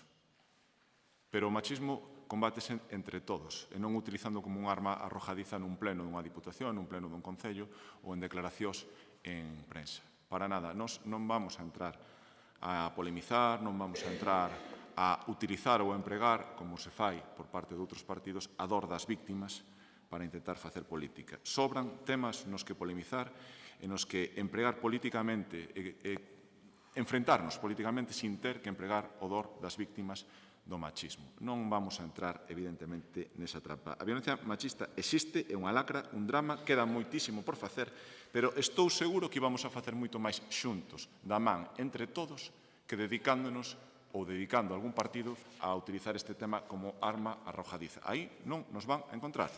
A Xunta de Galicia está facendo o seu traballo, está facendo o que pide esta moción e moito máis. Está metendo moitos máis recursos dos que vostedes piden nesta moción.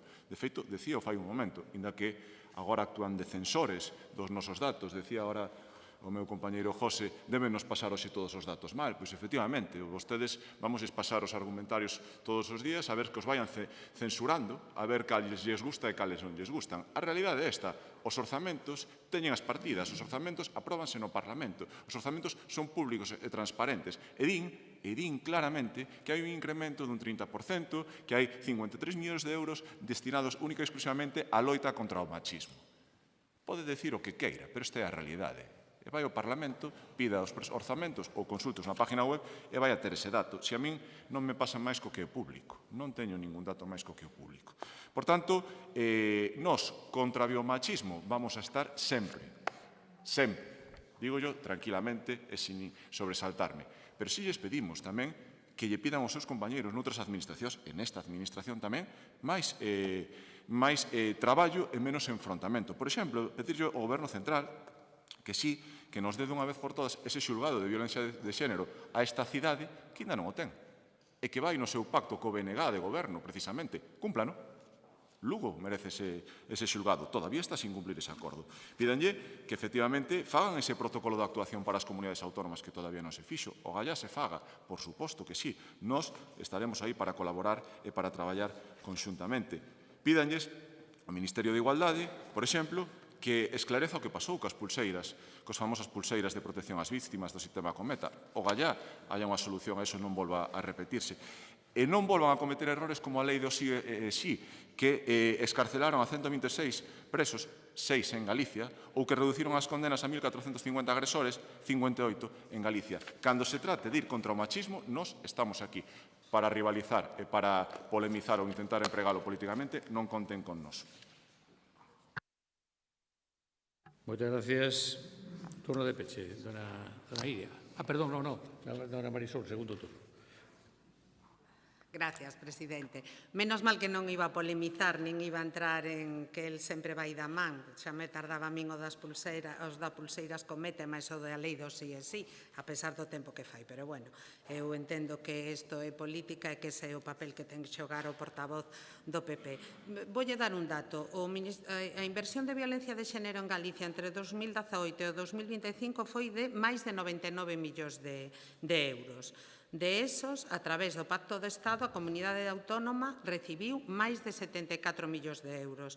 En programas, máis de 6 millóns, para os centros de 24 horas violencia sexual, casi 6 millóns de euros, e os concellos desta Comunidade Autónoma recibimos máis de 13 millóns de euros. Esa é a inversión, o que decía o portavoz, que temos que pedir no Estado. Bueno, pois isto é o que dá o Estado. Respecto ao que falaba dos dispositivos Cometa, bueno, pois hai que aclarar, xa sei que vostede non o vai aclarar, pero vou simplemente 3 cousas importantes. Que ningunha muller que portase pulseira foi asesinada en ningún momento, como quixeron facer creer en un momento determinado, poñendo unha víctima de violencia machista como unha das que portaba ese dispositivo.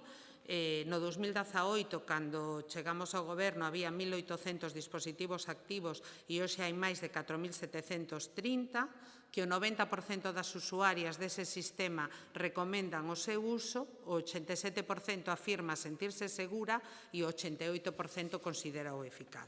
Bueno, simplemente 3 pinceladas para que se vexa que sí, que estamos preocupados por ese tema e que estamos ao tanto, pero que non é o que vostedes queren facer creer. Respecto á lei do sí e sí, bueno, creo que xa falamos suficiente, non vou a polemizar. O que vexo que, como vostedes están dispostos, como din, a ir da man, que, bueno, a pesar de que en outros territorios é verdad que se asocian a políticas que condenan as mulleres e que culpabilizan as vítimas polos socios que levan, entendo que como aquí non é así, pois o que queren é apoiar. Entonces non entendo tampouco que problema ten, porque que eu sepa o Consello de Contas non é un órgano nin do PSOE nin do BNG. Entón, o informe do Consello de Contas, como ben decía a diputada Iria Castro, é claro, é obxectivo, e non entendo entonces que problema hai en recoñecer o que di e poñerlle unha solución. Ademais, agora neste momento que se están a tramitar os presupostos, é o mellor momento para facelo. O Consello de Contas non está nin influído polo PSDG, polo Grupo Provincial dos Socialistas, nin polo Grupo do BNG. Así que, nese momento que teñen de decir que hai que arrimar o ombro e traballar todos xuntos, aquí estamos. Voten a favor da moción para que o Consello de Contas no seguinte informe lles diga que fixeron o correcto. Moitas gracias. Gracias, señora Morandeira. Señora Castro.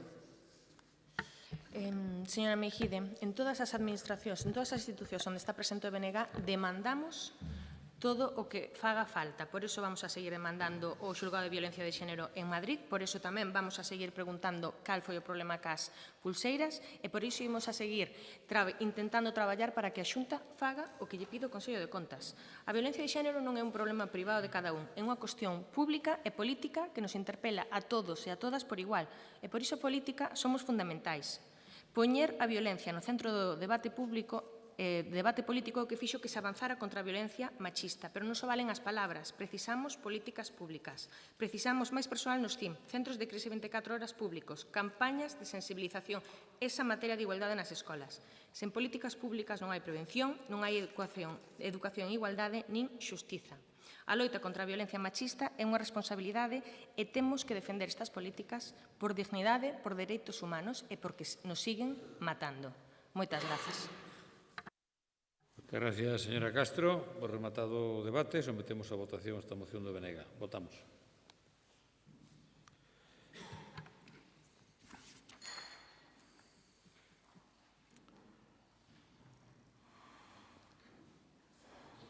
Votos emitidos 25, votos a favor 13, non hai votos en contra, 12 abstencións. Queda aprobada esta proposta. Pasamos ao punto número 14, que tamén é outra moción do Grupo Provincial do BNG, para solicitar á Xunta de Galicia medidas urxentes para o control da expansión da dermatose nodular contagiosa. Dictamen da Comisión, por favor. A Comisión Informativa de Asuntos de Pleno, por maioría, coa abstención dos señores deputados don José Ángel Santos Sánchez, don José Pardo Lombao e don Clemente Iglesias González, representante do Grupo Provincial Popular, acorda dictaminar favorablemente a proposta presentada e levar ao Pleno para a súa aprobación se procede. Muchas gracias, señor secretario. Para expoñer a iniciativa, ten a palabra don Daniel García.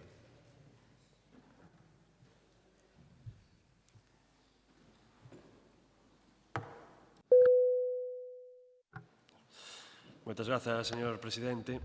Dende o Grupo Provincial do BNG compartimos a nosa crecente preocupación pola nefasta capacidade de xestión da Consellería de Medio Rural da Xunta de Galicia fronte á expansión de novas enfermidades animais e vexetais consecuencia do cambio climático. En setembro do ano pasado trouxemos a este mesmo pleno a errática política de anticipación e coordinación fronte á enfermedade hemorráxica epizótica. Posteriormente, a comezos de ano, o Goberno do PP decidiu declarar como voluntaria a vacinación fronte ao avance da lingua azul por parte das ganderías afectadas, delegando as súas responsabilidades no propio colectivo gandeiro afectado. Hoxe traemos esta moción para reclamarlle ao Goberno do PP que actúe con dilixencia e seriedade para evitar no rural da provincia de Lugo unha crise sen precedentes derivada da expansión da dermatose nodular contagiosa. A entrada desta enfermidade na provincia de Lugo, con zonas con maior densidade de gando vacún de todo o territorio, como a Pastoriza, Meira, Pol ou Castro de Rei, podería supoñer o sacrificio de miles de animais e un auténtico golpe mortal para o noso sector gandeiro, xa afectado por as enfermedades anteriormente citadas. A Dirección Xeral de Agricultura actúa con pouca previsión e só movida polas presións do resto de comunidades autónomas do Eixo Cantábrico e a preocupación que lles traslada o propio sector gandeiro. A Consellería de Medio Rural vai unha vez máis a remolque, tarde, mal e arrastro, con lentitude e nula capacidade de anticipación.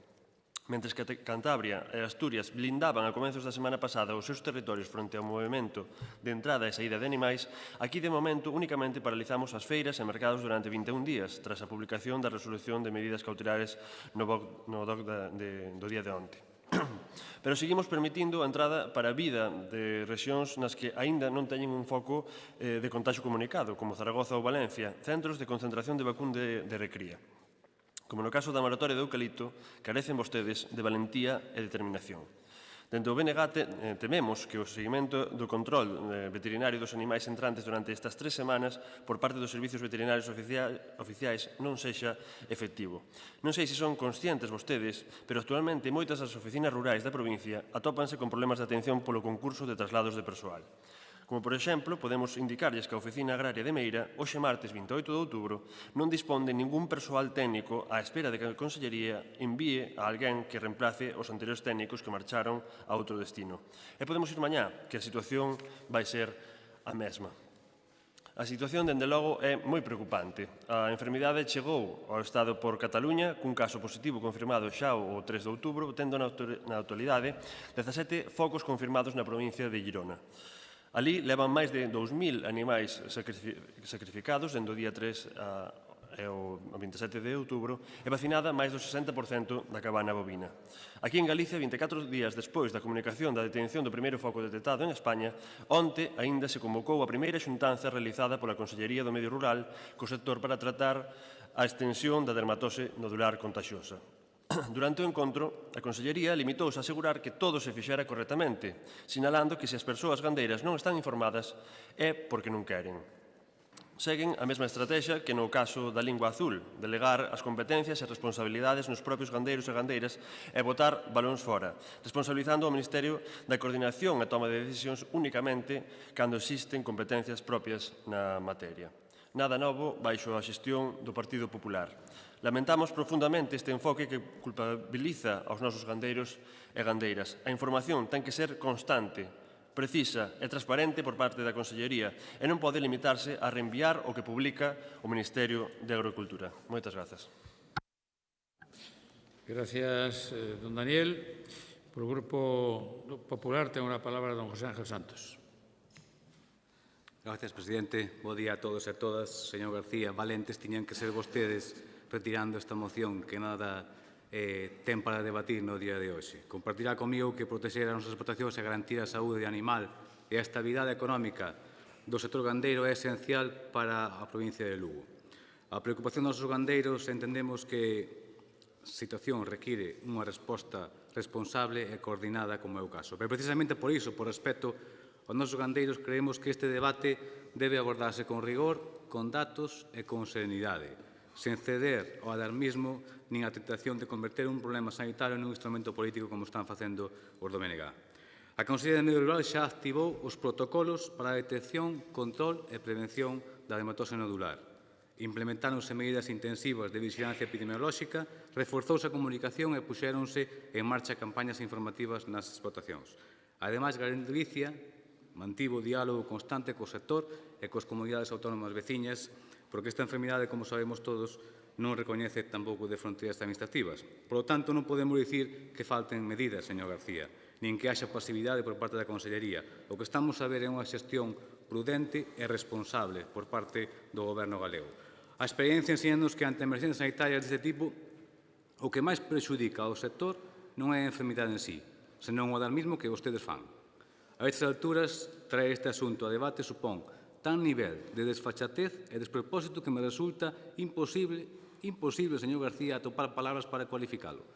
E miren que xa nos teñen acostumbrado a unhas cantas barbaridades, pero neste caso superaron a si mesmos.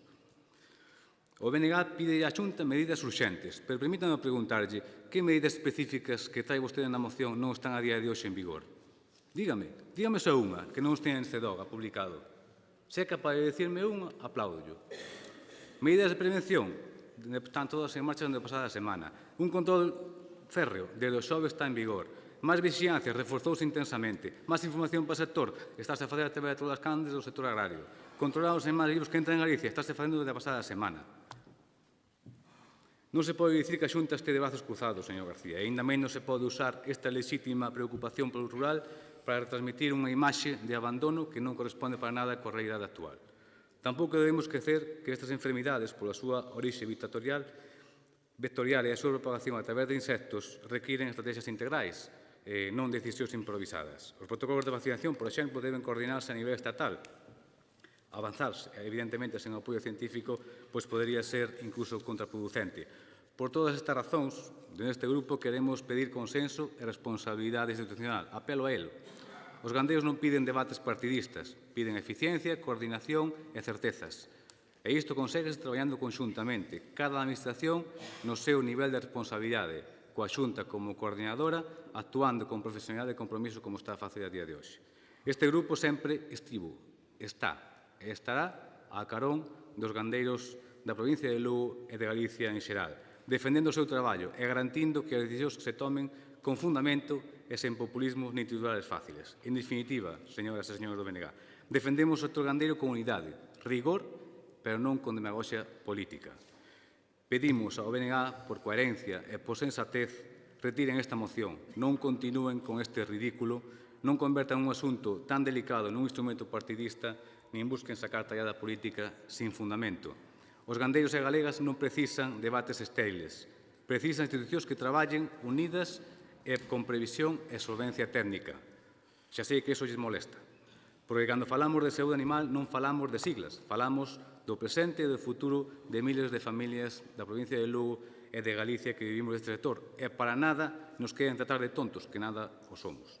A diferencia de vostedes, a este grupo, é que nós sentimos as cores do sector primario, do sector gandeiro, e vostedes só lles importa as súas, as do seu partido. Esa é a diferencia entre vostedes e este grupo. Pero iso, por sorte, para a provincia de Lugo e para o sector primario, xa o saben. Só hai que ver os resultados electorales que pasan cada noite electoral. Por tanto, eu creo que deben mudar, están a tempo, señor García, se manda algo nese grupo, está a tempo de retirar esta moción e deixar de facer levar a cabo este desfachatez que está pedindo, que a día de hoxe xa se está levando a cabo. Levamos case unha semana executando todas as medidas que vostedes plantexan nesa moción. Moitas gracias, señor presidente. Moitas gracias, señor Santos. Ben, agora polo Grupo Socialista ten a palabra don José María Arias. Sí. Bos días a todos. Bueno, será casualidade o titular doxe do Progreso que di que mellor actuar canto antes, con un problema. A Xunta foi dilixente, xa actúa. Esperemos que non se quede só nun anuncio como tantos que fai a Xunta de Galicia. Pero, bueno, este é un tema serio para o noso sector. O sector agroalimentario, o sector agrogandeiro, é máis unha provincia como a nosa, Lugo e Galicia. Unha comunidade con preto de 1 millón de cabezas de vacuno e dice vostede que foi dilixente cos gandeiros. Lugo, pois, cando veñen as eleccións, eso sí, a verdade hai que reconocer que son uns expertos ganando eleccións, pero gestionando o agro son ustedes un cero á izquierda. Un cero á izquierda por moitas razóns. Temos uns gobernantes máis que non se preocupan por este tema, porque co problema que existe, que xa leva tanto improvisación, esa é a palabra, señores do PP. E, señor portavoz do PP, tamén gandeiro. Pois fai meses que a dermatose nodular bovina xa se detectaron casos en Francia e en Italia. Tiña que estar máis cerca, en Girona, para que a Xunta despertara.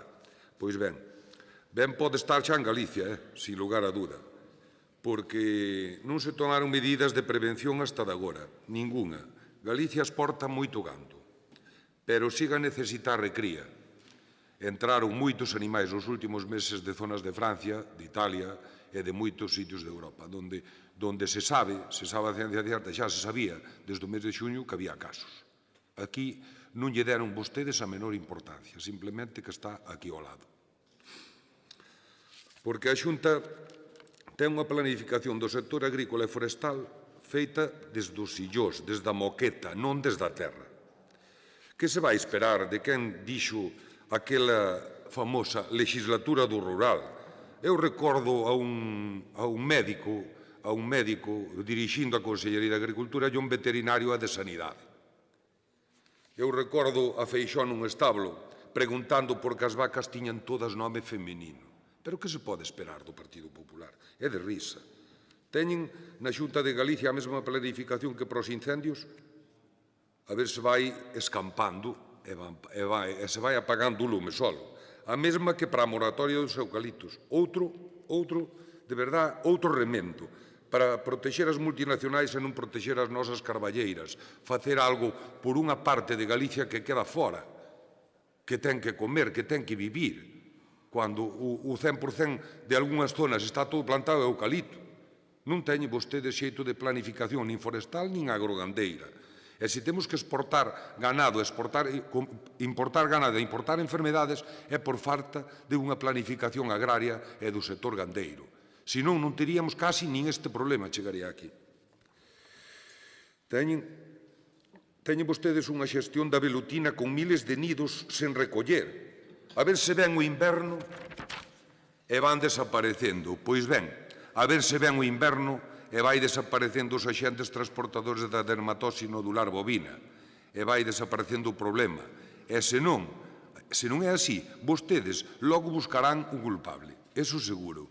A vostede, de verdad, tócalle un marrón fastidiado, porque está claro, vostede debería, mire, son expertos, eu xa o reconocín, en gañar as eleccións, como remata vostede ao final. Eu, a verdad, teño que felicitalos. Nunca tan poucos engañaron a tantos durante tanto tempo, pero saben facer ben vostede. Levan destruído 500.000 postos de traballo, 500.000 postos de traballo en 20 anos de goberno, están aí como se non pasara nada e seguen a gobernar. E a verdad, teño que felicitalos. Pero xestión nun problema tan grave, cero. Mire, é un problema moi serio, que hai que matar todo o gando. Non teñen vostedes nin previsión da gravedade do caso. E fai 3 meses que tiñan que tomar medidas. E venme vostede con un DOGA publicado a semana pasada. Isto non é Valencia. Aquí hai un millón de animales de vacuno. Vive moita. Lugo alcanza un 10% do PIB. Isto que é un problema. É de risa. Ver o que nos enseña a vostede que xa se tomaron medidas. Pero que medidas? Se fai 3 meses que as tiñan que haber tomado. Que este é un problema moi grave. Nada máis. Gracias, señor Arias. Don Daniel, segundo turno. Mire, eu non necesito ningún aplauso, só necesito que sexan valentes e eficaces. A obriga da Administración, especialmente nestes casos, é proporcionar información clara e rigorosa e non deixar que circulen datos confusos que xeran máis incerteza entre as gandeiras e gandeiros. Dende o BNG reiteramos a petición de que mentres dure este período de risco sanitario se proíba a entrada de animais de fora de Galicia como medida preventiva esencial para protexer o gando galego e evitar a chegada do virus ao país. Urximos tamén a creación dun grupo de crise con capacidade de resposta inmediata, como fixemos no seu día coa epizootica, no que participen a Administración competente, as organizacións profesionais agrarias, os servizos veterinarios oficiais e representantes dos axentes implicados, asociacións gandeiras, colectivo do transporte animal, mercado de gando e servicio veterinario das ADS. Existe moita desinformación e o sector faise preguntas e precisa respostas, como a que nos trasladaron participantes á saída da xuntanza de onte na Consellería, na que saíron con máis dúbidas das que entraron. Quizais, se respondesen a estas preguntas, o sector non tiña tanto alarmismo, como vostede din. Estas preguntas son: vanse solicitar outro tipo de vacinas que non sexan as vacinas vivas ou atenuadas? Son conscientes que coas vacinas actuais para este tipo de enfermidade existe unha restricción de movimento de saída dos animais da granxa despois da aplicación da vacina e unha cuarentena mínima de entrada dos novos animais na granxa vacinada de 14 meses? Quen vai asumir as perdas ocasionadas pola imposibilidade de saída e venta dos animais? Quen vai asumir o coste de indemnización do sacrificio por baleirado sanitario das granxas afectadas? Como se van a xestionar os animais mortos? Vanse establecer puntos de incineración? Vaise permitir a morte nas propias granxas? Vaise permitir o desplazamento dos animais mortos infectados ata o punto de incineración a tratamento? A resolución da adopción de medidas cautelares fronte á dermatose establece no apartado 5º a obriga de someter a desinfectación dos ovinos presentes na granxa na cal incorporen animais procedentes de outras rexións durante estes 21 días. Quen vai realizar esta xestión e control por parte da Administración? Dende a Consellería apelan ao sentido común por parte do sector gandeiro. Quen vai velar pola aplicación do sentidiño en pleno concurso de traslado se non se dispón de persoal técnico nas oficinas? Se isto non é alarmismo, díganme o que é o alarmismo. Este é o alarmismo do sector, non o noso alarmismo. Moitas grazas. Gracias, don Daniel. Segundo turno, señor Santos. Gracias, presidente. Señor Arias, o marrón tivo vostede. É unha pena que non levara esta moción o señor Cajoto, o responsable da Granxa Gaites o Castro, que tamén a veces é ingeniero de camiños. É unha pena. Como se nota que non ten nin argumento para defender esta moción, señor Arias? Para nada, case nada, falou do tema en concreto. Escoitando o BNG e tamén ao PSOE, que como sempre se suma ao ruído, un ten a sensación de que algúns están máis preocupados por acaparar titulares e avivar o medo que por dar e apoiar solucións reais a este problema. Estamos a falar dun problema grave, estou de acordo con vostedes, de sanidade animal, e vostedes están a usalo como unha arma política. O BNG e o PSOE dedícanse a sementar desconfianza e a falar de falta de medidas e a exagerar a situación. Tamén cabe destacar que tanto Cantabria como Asturias tomaron medidas, señor Arias, o pasado mércores. Publicaron as medidas que tiñan en vigor. Non hai 20 días, o pasado mércores. Saben como se chama iso? Oportunismo político. É do malo, por certo. O BNG, grande presume de defender o rural, debería ser o primeiro en non crear alarma entre os gandeiros, porque cando sementas o medo e lanzas mensaxes irresponsables, perxudicas directamente a todo o sector. E parece que lles dá igual, mentres poidan emitir unha nota de prensa ou calquera botalla culpa ao PP ou á Xunta, e iso simplemente, señor García, é inaceptable, porque afecta directamente a moitas familias da nosa provincia. E ao PSOE diríalles que se están preocupados por esta dermatose nodular, como din, poden pedirlle a mesma axilidade ao Ministerio de Agricultura, que tivo a Xunta, que coordina a nivel estatal as medidas. Vostedes si teñen un virus político dentro do seu partido. Desde Madrid expandiuse a todas as autonomías e hasta chegou hasta San Marcos. A desgracia é que estamos a sufrilo todos os españoles. Mire, quero deixarlo moi claro, señor García. Mire para o que sale aquí nesta nota de prensa. Blindaje contra a dermatosis nodular. Blindaje. Quero deixarlo moi claro. A Xunta de Galicia xa adoptou as medidas que o BNG reclama na súa moción. Hoxe existen protocolos de vigilancia e controles estritos de movimentos, reforzo epidemiolóxico e preparación para unha eventual vacinación. É dicir, o que piden xa está feito. Onde estiveron estes días? Parece como se estiveran aquí neste mundo con nós. Ou estiveron coa señora Rodil, que se lle foi un poquinho a pinza outro día no Parlamento e nin coñece onde está Friol. Igual estiveron xuntos. Dentro do Grupo Popular seguiremos impulsando e apoiando todas as accións necesarias para proteger a nosa cabaña gandeira, non lles quepa ninguna dúda. Convidamos aos grupos a que fagan o mesmo, que se deixen a un lado o partidismo e apoien o sector. Porque aquí, señores e señoras, os niños que están traballando con seriedade son os gandeiros, os profesionais que traballan no sector e a Consellería de Medio Rural. O resto é postureo e pouco compromiso real. No Grupo Popular témolo claro, sen alarmismos nin demagoxia. En lugar de retórica baleira, xestión e responsabilidade. E se lle mostra que as cousas se fagan ben, como están facendo, é o seu problema. Gracias, señor Santos. Gracias a vostede. Señor Arias, seu turno. Mire, señor Santos, eu teño a fotocopia máis grande, mire, trouxen a original. A mí pareceme ben isto. Pero un país, un pobo que ten estas cabezas de ganado, que ten os dirixentes, tenes que preocupar. Di vostede que non tomaron medidas en Cantabria ou non sei onde máis. Non sei como non se xa ocurriu pedir a Amazon que lles dera as medidas que ten que tomar el, que podíalles dar algún consello desas medidas rápidas. Se non creen no país, pois non creen no país. Un país que ten 1 millón de vacas ten que ter máis preocupación que os demais, simplemente. Aquí os gobernantes, pero se vostede mismo, o que lle dixen, mire, Romai becaría médico á frente da Consellería.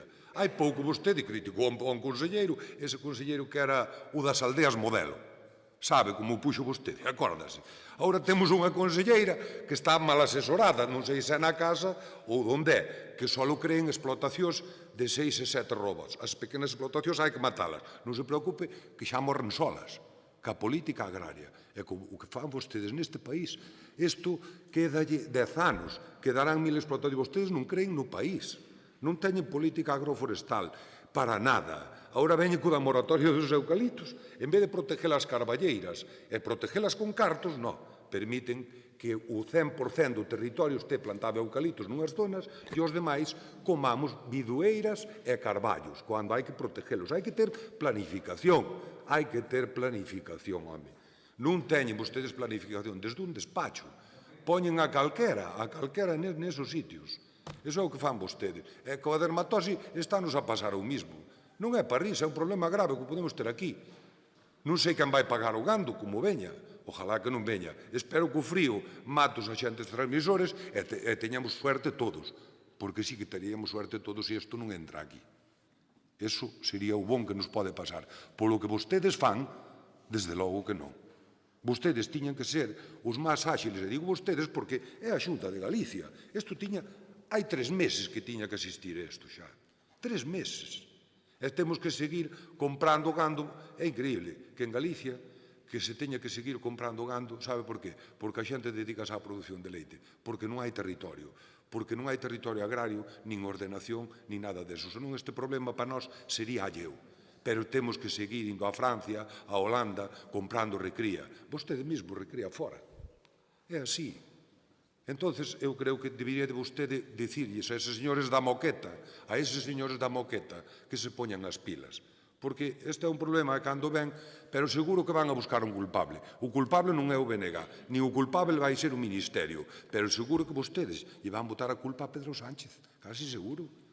Seguro, porque son uns artistas nesto, nunca afrontan nada, nunca afrontan competencia ninguna, que as teñen todas. Son vostedes os artistas da mentira.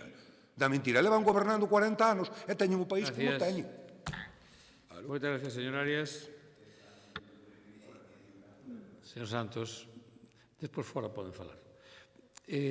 Don Daniel, turno de peche. Ben, debemos ser capaces de salvagardar e protexer o noso sector primario como motor de dinamización agraria das comarcas do interior e da montaña de Lugo. Pareceme lamentable o pasotismo do Partido Popular neste tema, falando do Partido Socialista ou nombrando compañeras nosas no Parlamento en vez de centrarse no importante. As medidas adotadas, señor Santos, non son suficientes. Agardo equivocarme e que esta situación mellore polo futuro dos nosos gandeiras e gandeiras. Só lles digo o que lles dixen antes. Están sempre xestionando tarde, mal e arrastro. Sempre tarde, mal e arrastro. Esta situación é crítica e non é por nós. A situación non é crítica por nós. O sector está preocupado. Den respostas. Fixen moitas preguntas antes. Den respostas. Gracias, señor García. Pues sometemos a votación esta proposta do BNG. Votamos.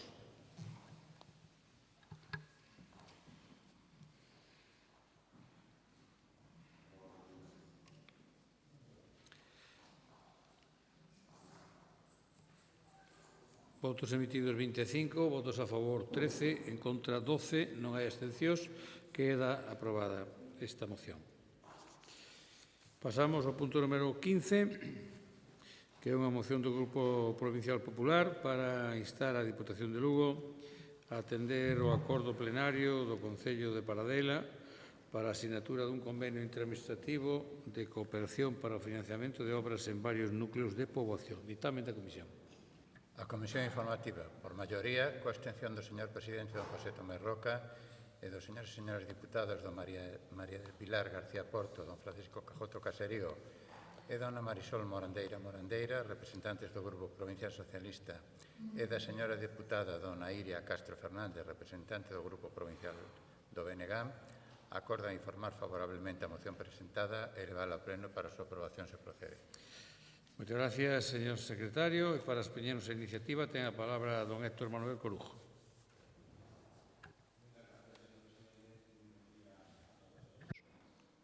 Sí, OSB. Bueno, decía, moitas gracias pola palabra, moi bon día a todas e todos. Paso, sin máis, a exposición de motivos. O pasado 31 de xullo de 2025, en sesión ordinaria, o Pleno do Concello de Paradela adoptou por unanimidade dos seus membros presentes 7 votos, 4 do Grupo Municipal do PP e 3 do Grupo Municipal do PSDG, un acordo para solicitar á Excelentísima Deputación de Lugo a suscripción dun convenio de colaboración entre o Concello de Paradela e a Institución Provincial para o financiamento das obras de pavimentación e mellora dos accesos a Mazo, Ferreira, Cerxedo, Reigañas, Santalla, Pol, Pacios e Tellada, cun orzamento total de 422.325,78 euros. Actualmente, as vías referidas atópanse moi deterioradas e o Concello de Paradela carece dos medios materiais, económicos e persoais para a execución directa das obras, pero está interesado en executar as actuacións mediante un convenio interadministrativo de cooperación coa Excelentísima Deputación Provincial de Lugo que permite o financiamento e execución dos investimentos necesarios, tendo en conta que a asistencia e cooperación xurídica, económica e técnica aos municipios, especialmente os de menor capacidade económica de xestión, é unha competencia propia das deputacións, como establece o artigo 36 da Lei 7/85 de 2 de abril reguladora das bases de réxime local. O acordo adoptado por unanimidade do Pleno do Concello de Paradela é o seguinte. Primeiro, prestar aprobación á solicitude dun convenio de colaboración coa Excelentísima Deputación Provincial de Lugo para a execución do proxecto denominado Pavimentación e mellora dos accesos a Mazo, Ferreira, Cerxedo, Reigañas, Santalla, Pol, Pacios e Tellada. Segundo, comprometerse a poñer a disposición, libres de cargas e gravames, todos os terreos necesarios para a normal execución das obras, así como os correspondentes permisos e autorizacións legalmente exixidos para levar a cabo as obras. Terceiro, comprometerse a renuncia expresa a reter da achega desta corporación calquera tipo de tributo con motivo das obras de referencia. Cuarto, comprometerse a que o Concello, sen prexuízo dos demais requisitos exixidos pola normativa que regula a contratación administrativa, deberá acreditar a efectiva disponibilidade dos terreos. Quinto, facultar á señora alcaldesa presidenta do Concello, dona María Montserrat Mulet Sar, para a sinatura de todos aqueles documentos necesarios para a tramitación deste expediente. Sexto, remitir o presente acordo á Excelentísima Deputación Provincial de Lugo para o seu coñecemento xeral e aos efectos oportunos. Polo tanto, semella preciso que a Deputación de Lugo dé resposta a esa demanda unánime e xustificada dun municipio desta provincia, ratificada, ademais, a través dun acordo plenario. Por todo exposto, o Grupo Provincial Popular presenta esta moción coa seguinte proposta de acordo. O Pleno da Deputación de Lugo insta ao equipo de Goberno Provincial a atender ao acordo plenario do Concello de Paradela para a sinatura dun convenio interadministrativo de cooperación entre ambas entidades para o financiamento das obras de pavimentación e mellora dos accesos a Mazo, Ferreira, Cerxedo, Reigañas, Santalla, Pol, Pacios e Tellada, cun orzamento total de 422.325,78 euros. Gracias. Moitas gracias, señor Corujo. Ben, polo Grupo do BNG ten a palabra don Efraín Castro. Grazas, señor presidente. Moi bo día, deputadas e deputados.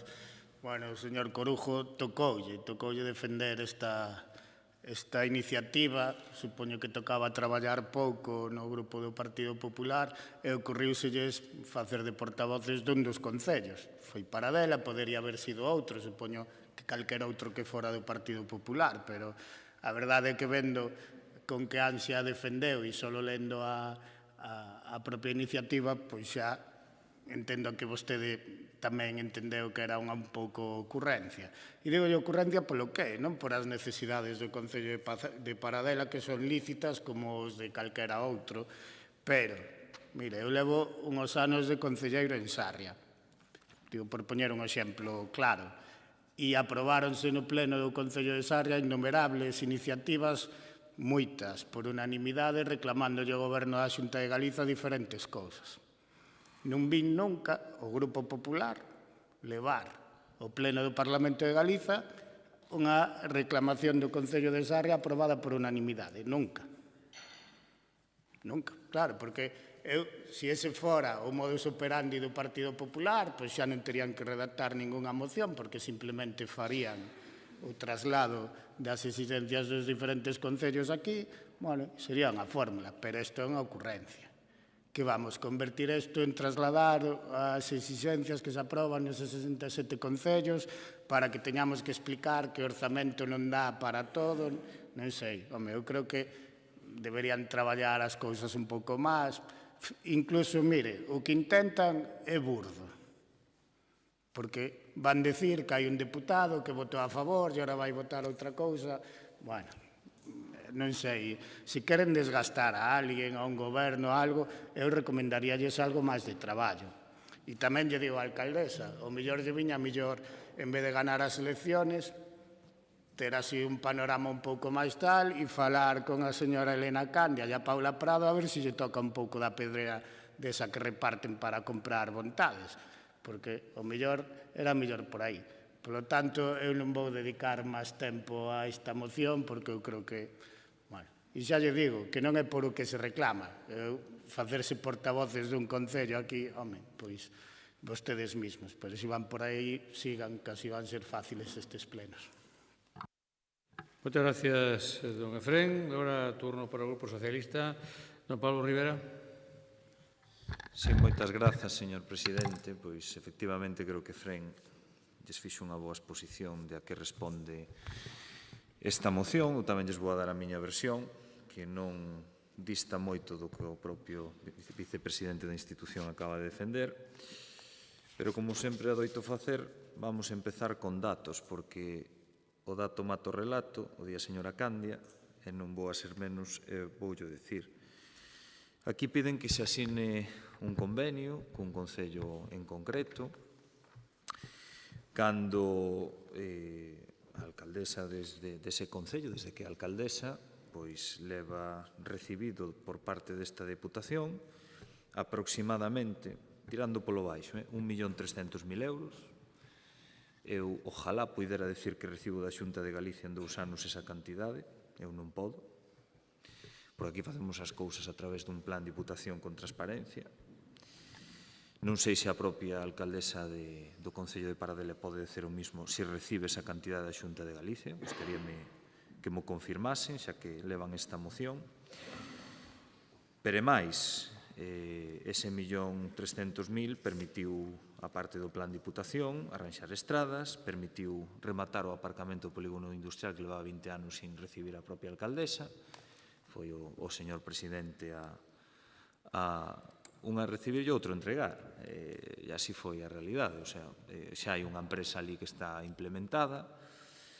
E todo iso fixo a Deputación de Lugo. Eu, desgraciadamente, non podo decir eso. Eu tamén recoñece que, ademais, recibín eu a alcaldesa, que teño unha boa relación, non teño nada que decir, e como moi humildemente planteaba, dice, a súa obriga é chamar a todas as portas, como a de todos os alcaldes que están aquí, non? É certo que, claro, tamén recoñecía que a Deputación está a facer unha aposta moi decidida a través dese plan Diputación, no que se invirten 20,1 millóns de euros nos concellos desta provincia, non? E, efectivamente, eu creo que responde máis a unha intencionalidade do propio grupo provincial que a intencionalidade da alcaldesa.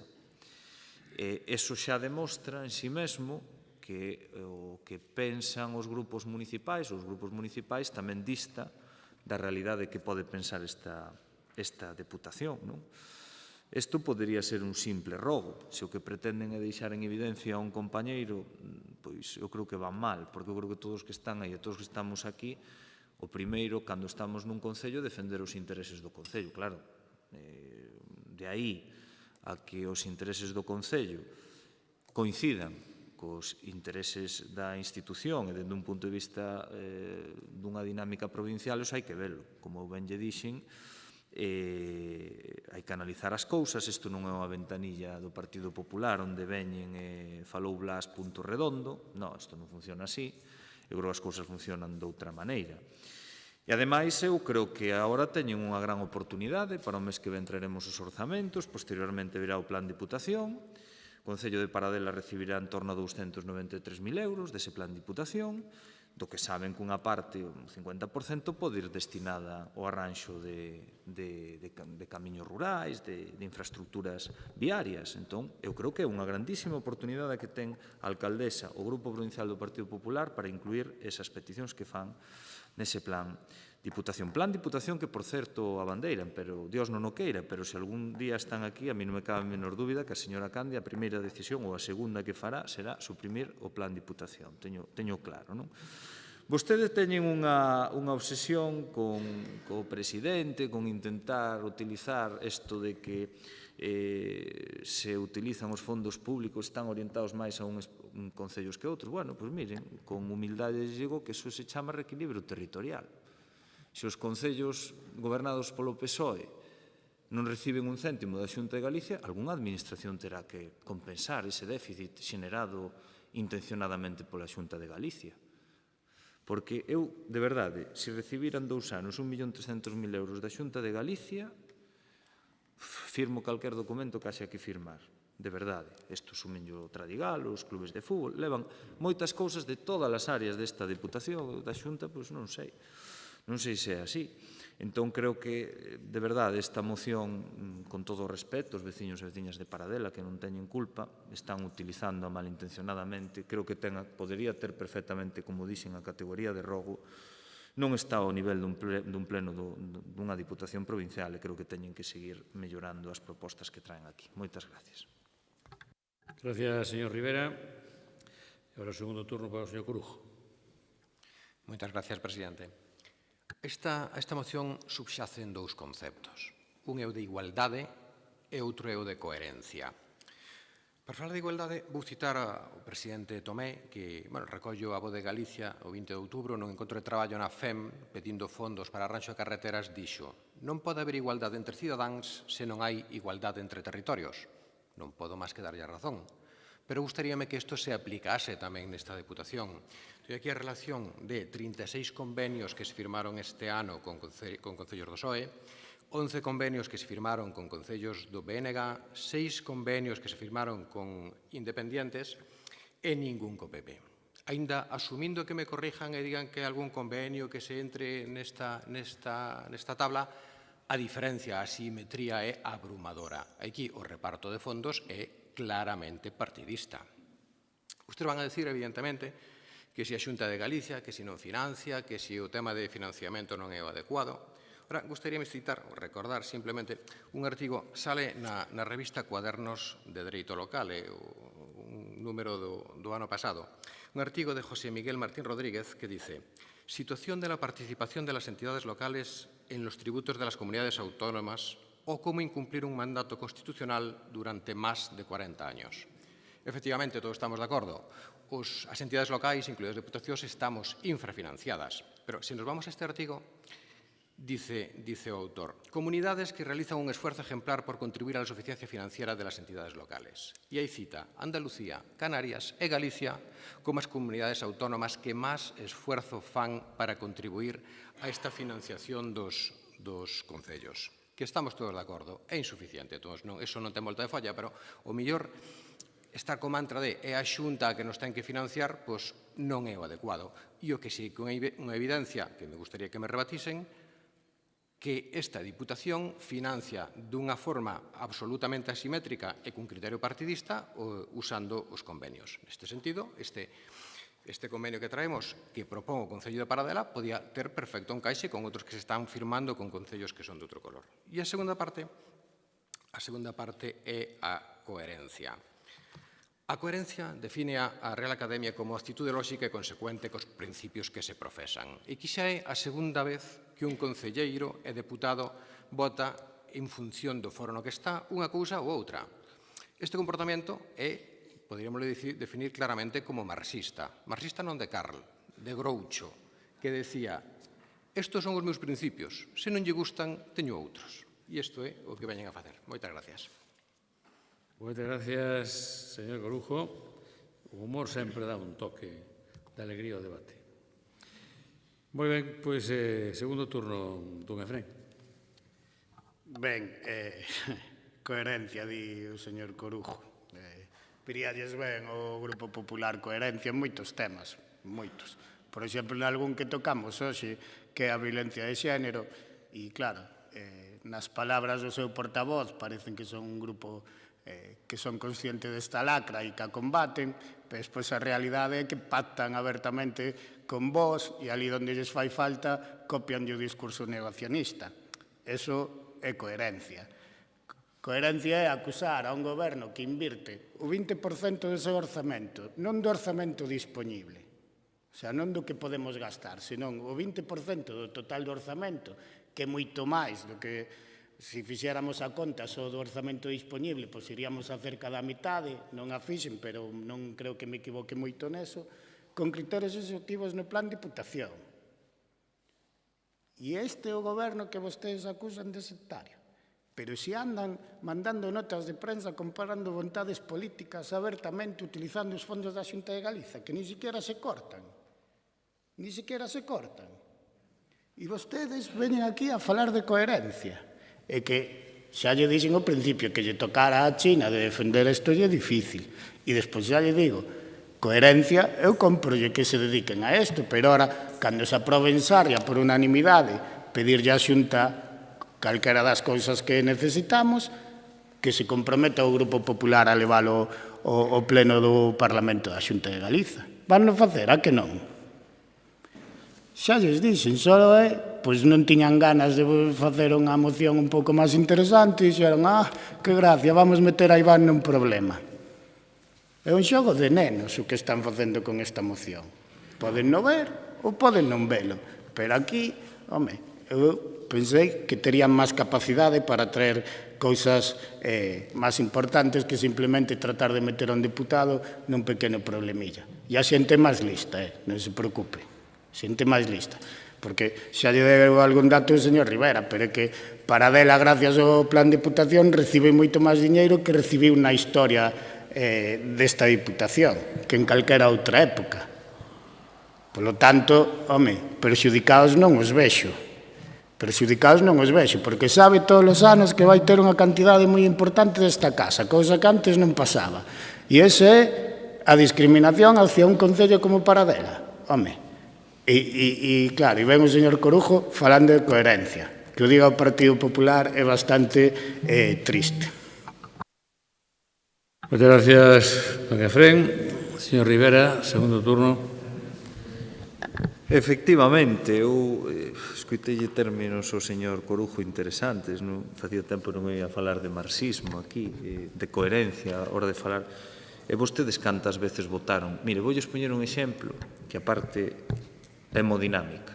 Aquí votaban unha cousa, no Parlamento votaban outra, e a hemodinámica tardou non sei cantos anos en facer. Por exemplo, o sea, que me están contando? E veñenme cunha mocionciña aí de terceiro nivel para falar da coherencia, para dicir que non tratamos igual os concellos. Tamén falaba aí dun artigo que moi científico non debía ser de parte, que a Xunta de Galicia era das comunidades que mellor financiaba as entidades locais. Era o que fixo o artigo, faltoulle por engadir unha cousa, facer unha comparativa entre concellos gobernados polo Partido Popular e concellos gobernados polo Partido Socialista. Porque aí seguramente que ese grado de financiación estaría desequilibrado. E é onde digo que ten que entrar a Diputación, porque esa Xunta de Galicia, a pesar de pedirlle, porque eu pídolle, non me dá, pois, que quere que lle diga? Pois terá que haber outra administración que confíe cegamente, a pesar das súas limitacións, nas capacidades que temos os concellos. A Xunta, dende logo, onde goberna o Partido Socialista e o Bloque Nacionalista Galego, non dá un céntimo. Eso dá é de casualidade, destas subvencións que lle sobran e que non teñen como gastalas. Pero, por querer, nin a primeira. Porque desas das 12 da noite, pois, evidentemente, só se enteran vostedes. Entón, eso é facer trampa. Pero, bueno, ademais, podo lle dar ideas. Eu acabo de ver o listado dos orzamentos do ano 2026 da Xunta de Galicia, non vexo nada para Paradela, non vexo nada para o Incio.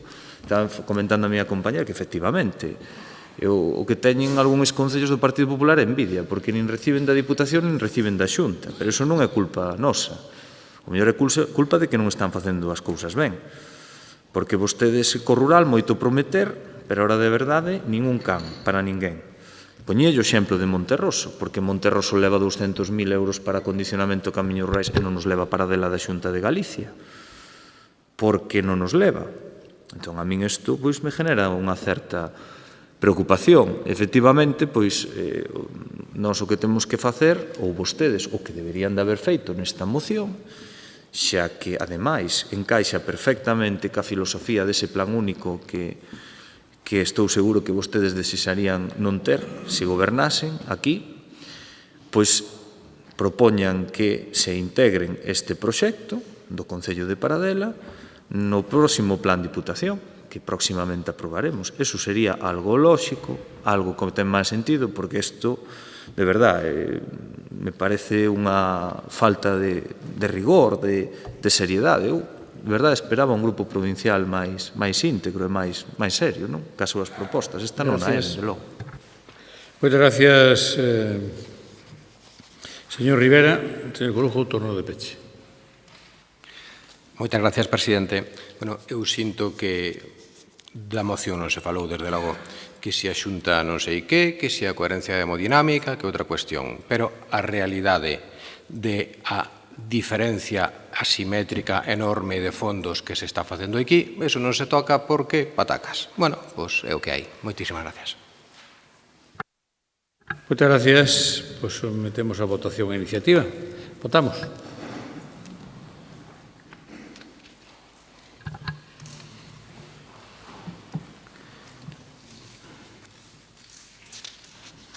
Votos emitidos 25, a favor 12, en contra 13, non hai abstencións, queda rexeitada esta proposta do Grupo Popular.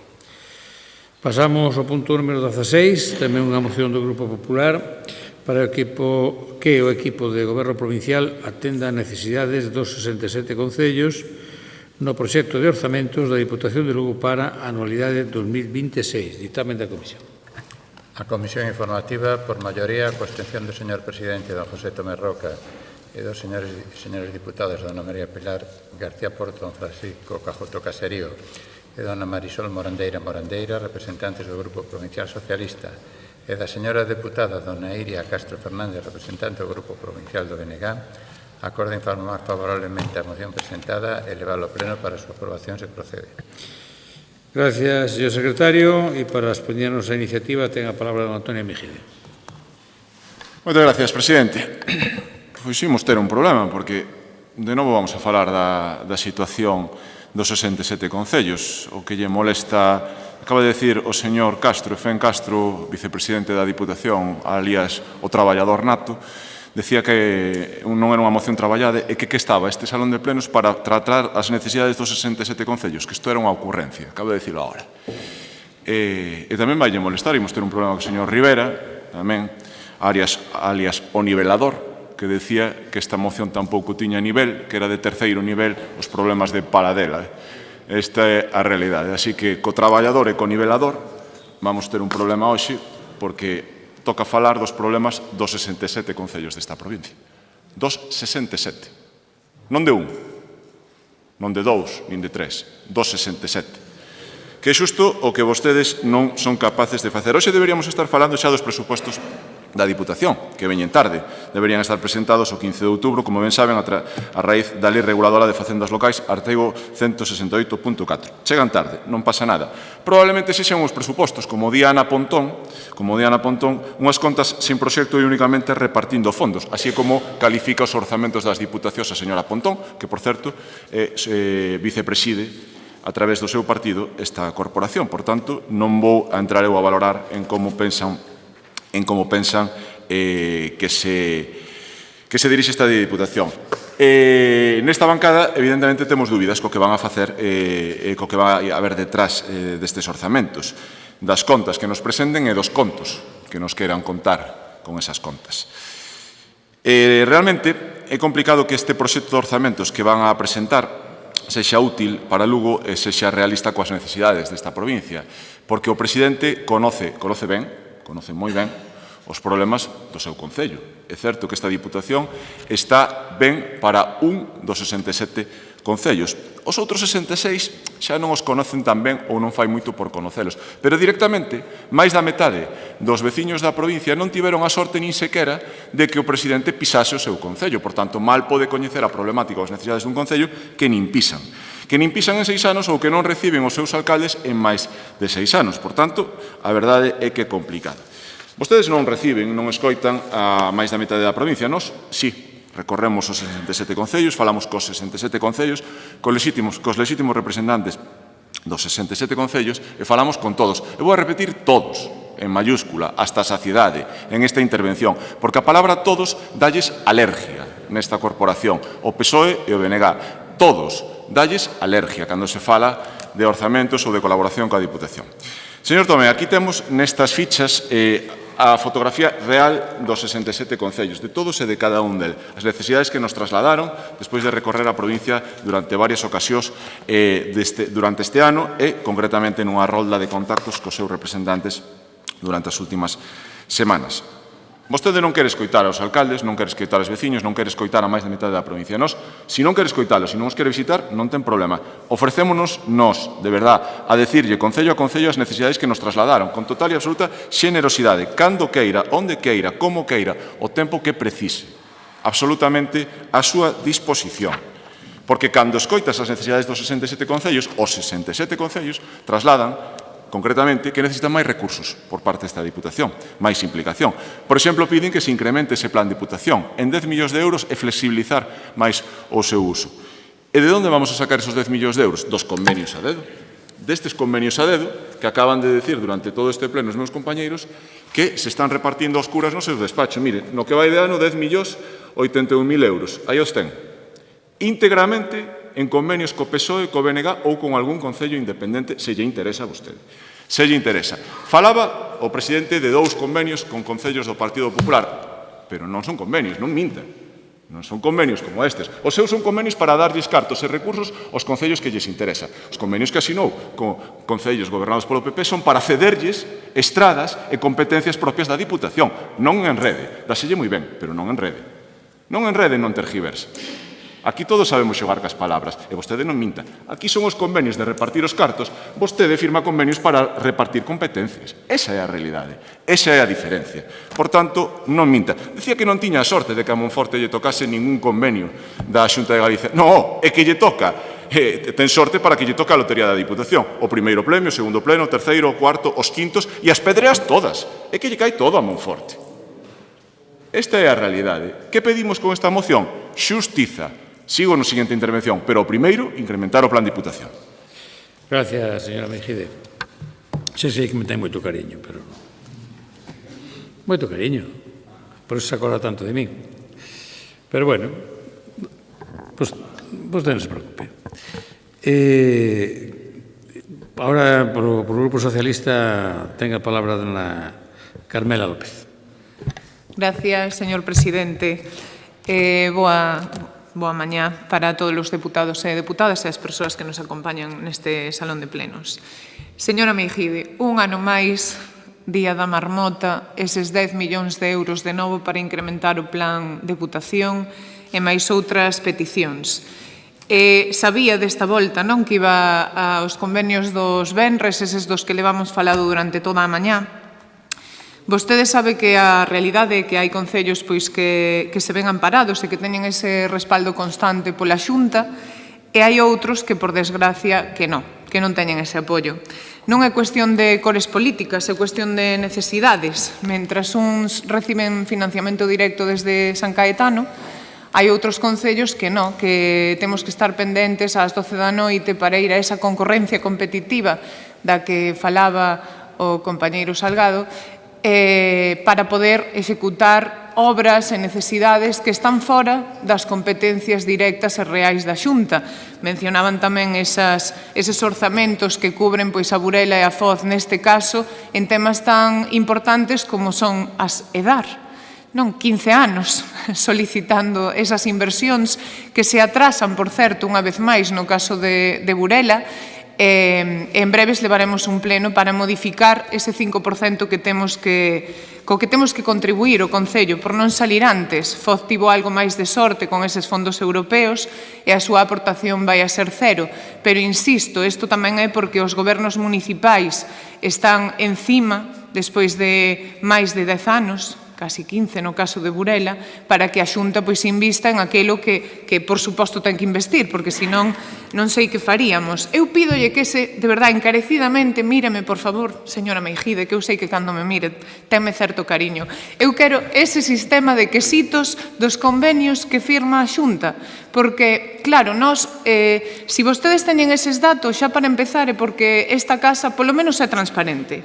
Pero insistimos e solicitamos e pedimos, por favor, porque persoalmente teño moitísimo interese e curiosidade en saber cales son os convenios e as facilidades que a Xunta de Galicia fai co resto dos concellos. Porque se nos poñemos a xuntar noticias que saen de cada pouco de todos os concellos veciños, claro, ti tamén queres pedir. Eu teño pedido as citas persoalmente con varias consellerías porque eu tamén quero eses convenios. Entón, así, ao mellor, ese resto pequeno que ten esta casa, porque, como ben dicía o compañeiro Efrén, o presidente, un 20% dos nosos fondos son destinados a ese plan de deputación. Se algún día a Xunta de Galicia ten algún plan deste tipo, e non falo do Fondo de Cooperación Local, que todos os alcaldes e alcaldesas, concelleiros e concelleiras sabemos a que vai destinado e que non é suficiente, ao mellor si chega ese día no que a Xunta sí que reparta de maneira equitativa e non nos obligue a nós mesmos. Onte tivemos unha boa noticia. Damos unha subvención con fondos europeos tramitados a través da Xunta para este edificio, pero claro, tes 3 meses para executar unha parte porque é bianual. Son regalos envelenados. Polo menos aquí, en esta casa, temos un plan de deputación e temos un tempo prudente porque todos e todas sabemos tamén que os tempos de licitación, de adxudicación e de que as empresas veñan ás nosas casas a traballar son complicados. Entón é moi difícil traballar así. É moi difícil estar agardando a unhas bases dunha axuda que ao mellor sae para solucionar un problema que tes dende fai moitísimos anos no teu concello. E a quen acudes? E non acudimos solamente os alcaldes e alcaldesas socialistas. Tamén viñeron aquí compañeros e compañeiras seus. Por qué? Porque ao mellor a Xunta non está ao nivel e teñen que vir aquí e dicir, por favor, mantéñame este convenio, faga esta inversión no meu concello porque non teño claro que me vaya a tocar a subvención que vai a sair X día na Xunta de Galicia. Creo que deberíamos empezar por aí. Pedir primeiro en San Caetano o que veñen unha vez e outra vez insistentemente a pedir en esta casa. Moitísimas gracias. Moitas gracias, dona Carmela. Don Antonio. Perdón, toca ya unha... Sí, perdón. Don Efrén. Grazas, señor presidente. Ben, decía o dona Carmela que é o día da marmota e esperábamos esta moción e tamén é o día da marmota que o señor Ameijide minta e xa empece mentindo dicindo que os orzamentos chegan tarde. Mire, eu desde que formo parte do goberno provincial estuveron en vigor o día 1 de xaneiro sempre. Claro, eso para alguén normal pois non é chegar tarde, para alguén que quere mentir, pois o mellor é chegar tarde, pero esa é a realidade. Vostede despois pode vivir no seu mundo popular, pero as realidades son realidades. Claro, a moción, os famosos 10 millones, plan de conservación, home, pois xa o hai. Non levo esa área, pero xa lle digo que xa hai un plan de conservación de vías provinciais. E se tuviéramos o doble de orzamento, pois invertirían moito máis nas vías provinciais, porque señalar o bache é moi fácil. O complicado é ter todas as vías que temos e facer un plan con eso e repartir o diñeiro financiando os concellos, facendo que vamos ao segundo punto, residencias que non lle tocaría esta Deputación e siguen ca desvergoña de reclamalas. Pero hai no que decir moi alto, porque a veces damos por feito cousas que non son. As residencias de maiores da provincia de Lugo tuvo que facer a Diputación de Lugo porque a Xunta de Galicia abandonou os maiores desta provincia durante anos. E sigue a facelo. E vostedes aínda teñen a desvergonza de día tras día reclamalo. E deberían estar avergonzados, porque temos que meter moitísimos recursos en cuidar os nosos maiores, porque quen o tiña que facer non o fai. Nin o fixo cando lle tocaba, e por eso estamos nas que estamos, tendo que facer nosas residencias, nin o vai facer, nin están, nin se lles espera.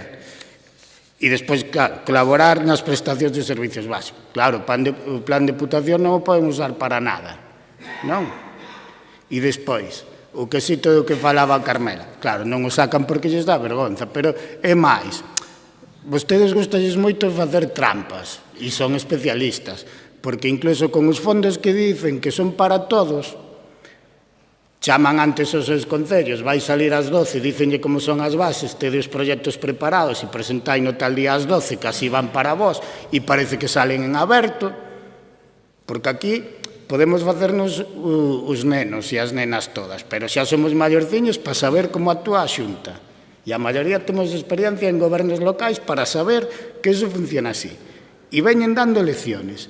Pero peor, a desfachatez máis grande é xa, e xa o dixen antes, pero vou non repetir, é que non se esconden en que utilizan os fondos da Xunta de Galiza políticamente, pero anunciando.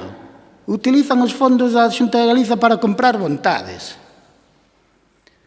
Para comprar vontades, claramente. E salen e fan roldas de prensa contando eso.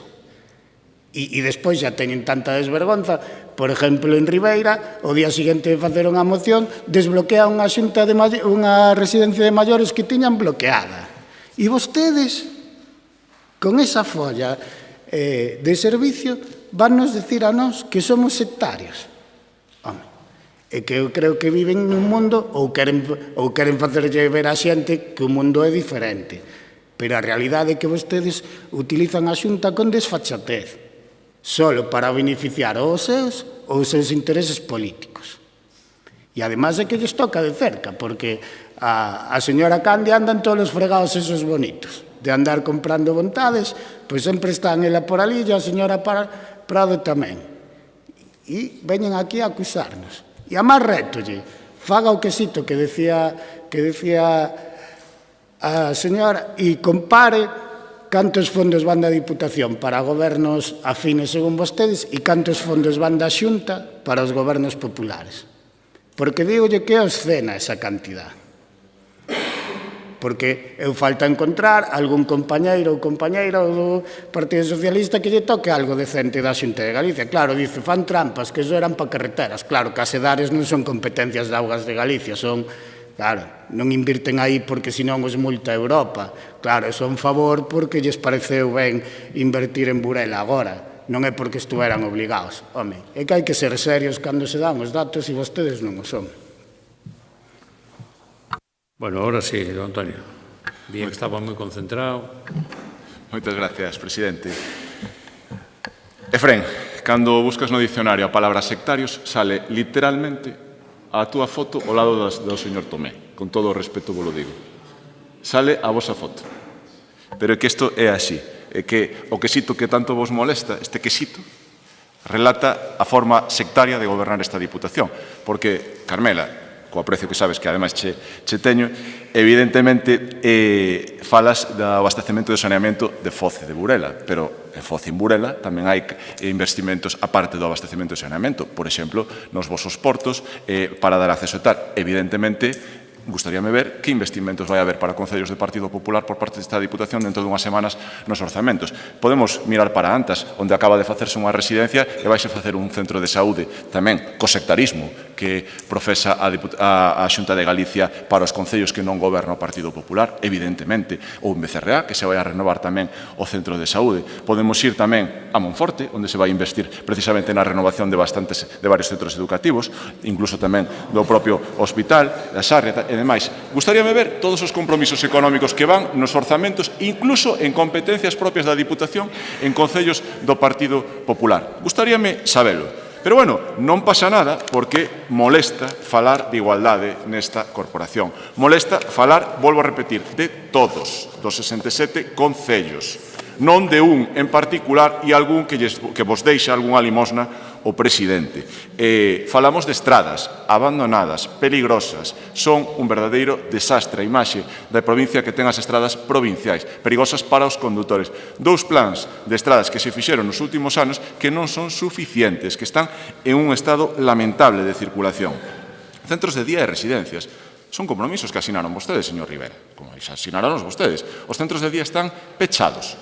Todos. As residencias, algunhas están terminadas e pechadas por rencillas e caprichos políticos de vostedes con excompañeiros seus.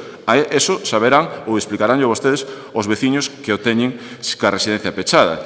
Abran Becerreá, abran os centros de día, axelicen Pobra de Brollón, reinicien as obras en Ponte Nova e Guitiriz e cumplan cos veciños de Caurel e cos veciños de Portomarín.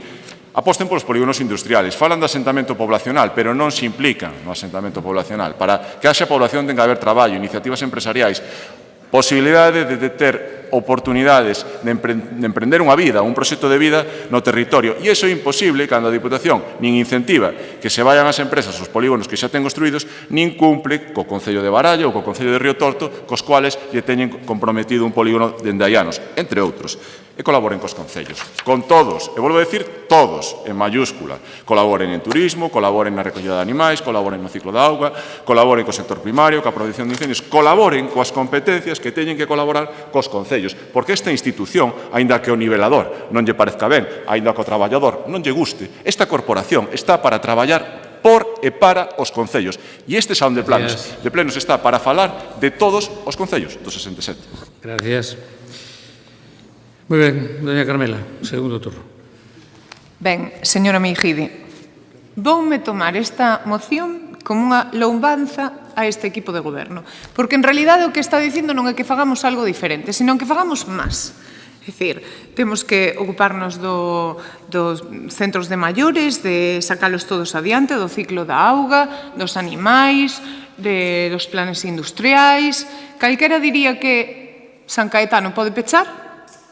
Podemos facelo todo dende aquí, se lle parece ben, dende a Deputación de Lugo, que nos deixen, eso sí, esa cantidade económica que necesitaríamos para levar a cabo todos estes servicios que parece que nós tamén temos que asumir, entón falaríamos. Insisto, de verdade, en que eu quero, por favor, eses quesitos da Xunta de Galicia. Xa verá como a cor azul supera con creces este que trae vostede hoxe aquí. Con toda claridade, o que reclaman é que traballemos máis no que xa estamos facendo, e iso é que, unha vez máis, lle parece que o que se fai desde esta casa é o correcto. Ese plan de estradas do que falaba, unha vez máis, o ano pasado pedía, por certo, 10 millóns para ese punto. Non sei se co corta e pega se lle olvidou esa parte, porque pedía 10 millóns para o plan de Deputación e 10 millóns para o plan de estradas. Cando se firman eses convenios dos venres na Xunta de Goberno, tamén se firman esas actuacións nas estradas provinciais de todos os concellos. Pode revisalo e facer tamén quesito para iso.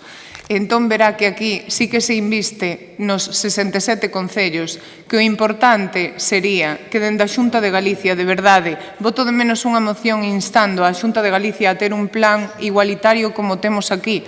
E asegúrolle que seguramente todo podería cambiar. Esta loita que hai ano tras ano de estes firman por este lado, estes polo outro, pois podería modificarse e ser máis igualitario. O que non é normal é que veñan aquí solicitando algo que en Santiago non fan.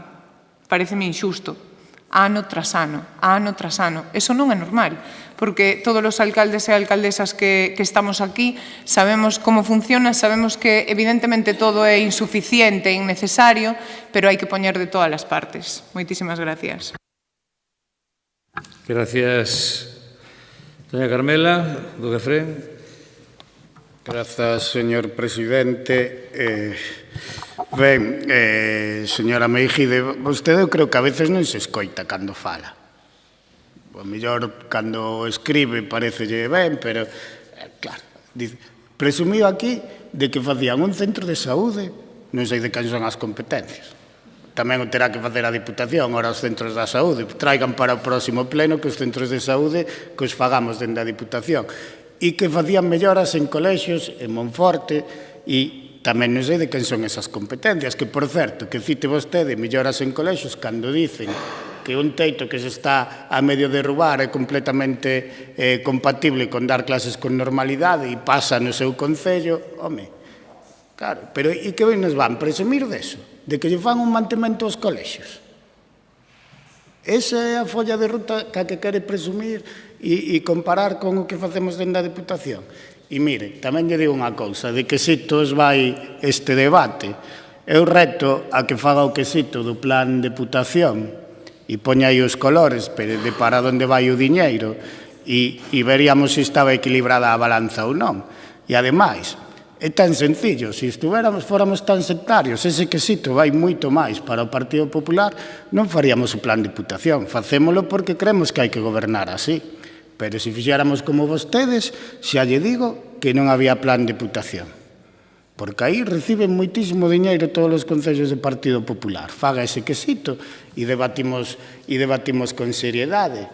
E fala de fotos, mire, eu salgo en moitas fotos co presidente porque compartimos un goberno e non teño ningún problema. Non me verá en ninguna foto con os que negan a violencia de xénero e tampouco me vai ver en ninguna foto comprando vontades, intentando chamullar mociones de censura e cousas oscuras, porque aí non me vai ver. E nesas fotos en as que eu non quero estar, e sí, nas outras que non teño ningún problema, que estou moi orgulloso de formar parte deste goberno. Así que, como decía Carmela, lendo esta moción, é que nos copian o seu traballo que facemos. Non nos piden nada que non estemos facendo máis.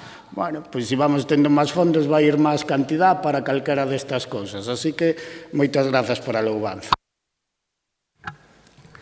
Está todo perfecto. Ten un turno de peixe, Antonio. Moitas gracias, presidente. Efrén, cando falo non me escoito, pero é algo que é imposible. Cando falo, penso. O que non escoitas eres tú. Cando non escoitas, o que non escoitas eres tú. Porque o que dixen é que a Xunta de Galicia fai investimentos en competencias propias e colabora tamén en outras que non son propias, con independencia de quen goberne políticamente cada concello. Ahora, o que non escoitas, unha vez máis, eres ti, pero non pasa nada. Non te preocupes que tampouco se che pide moito máis do que faz. A foto sectaria facedela cada viernes, despois da Xunta de Goberno, cada viernes. E esta é a foto real do sectarismo. Aquí hai cor azul, claro que hai cor azul, Carmela, o do bloque, porque o resto non hai outro. Isto é o sectarismo máis puro e máis absoluto. E esta moción o único que pide é que se trata a todos por igual. Que estes cartos que se reparten a oscuras, que non pasa nada porque se firma algún convenio durante o ano con criterios de transparencia, de necesidade, de realidade, de xustiza, non hai problema. Pero tamén hai que reservar para incrementar o plan de Diputación, que se aposte polas carreteras, pola industria, que se aposte, evidentemente, por cumplir as competencias que asinastes dos centros de día e das residencias. Simplemente con cumprir a palabra que se lle deu aos veciños da provincia. A todos, non só a menos da mitade.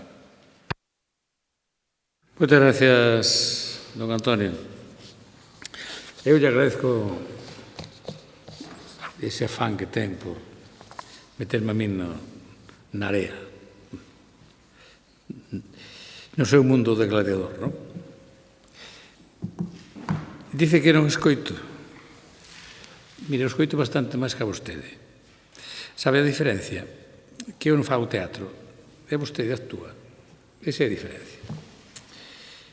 Cada un é como é. E a mí eu prefiro a seriedade que a actuación. E a verdade é que últimamente, eso teño que reconocer, eu metes en menos charcos dos que se metía. É verdade.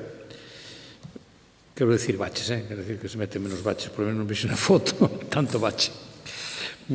E igual é unha boa noticia porque tampouco estropeo os zapatos. Eu creo que é porque invertimos moito, como decían os compañeiros, porque non se olvide que o ano pasado foi o ano que máis investiu nas carreteras da Diputación da historia desta casa. Da historia desta casa. Os datos non engañan. Como decía José María García, que de deportes, el dato es el dato. Pois eso, o dato é o dato. E falaba vostede dos centros de educación de Monforte. Home, se quere que se arregle o Concello, pois dígamo. Pero, claro, é que eu penso que o mantemento dos concellos é unha obligación de que tenga competencia. Claro, se chove, pois habrá que terá que poñer o teito. Ou se quer robar un aula ou uns medios para o ensino, pois terá que poñernos a Xunta. Que non vai poñer? E iso é unha inversión. Home, son unha reposición, que é diferente. Que é diferente. E logo, falaba vostede da compañeira de Antas. Mire, a esta señora non lle ofreceron nada. Ofreceron o anterior alcalde para que non perdera as eleccións, que, bueno, co resultado que hubo, xa sabemos, pero iso é anterior ás eleccións do 23. Anterior. Por lo tanto, iso non me vale. Non vale que vostede me cambie, como decía a min antes, que me cambie, en fin, dialécticamente, vostede quer levar o seu terreno, pero aí non, aí non, aí non. Aí non.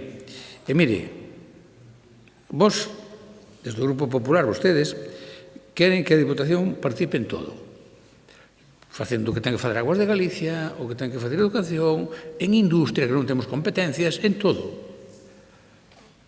Oiga, pero mire, non se participamos en todo. En todo. porque nós, co plan de Diputación, que, por certo, é un plan de cooperación cos concellos para obras e servicios, que foi o pos de sempre. Obras e servicios.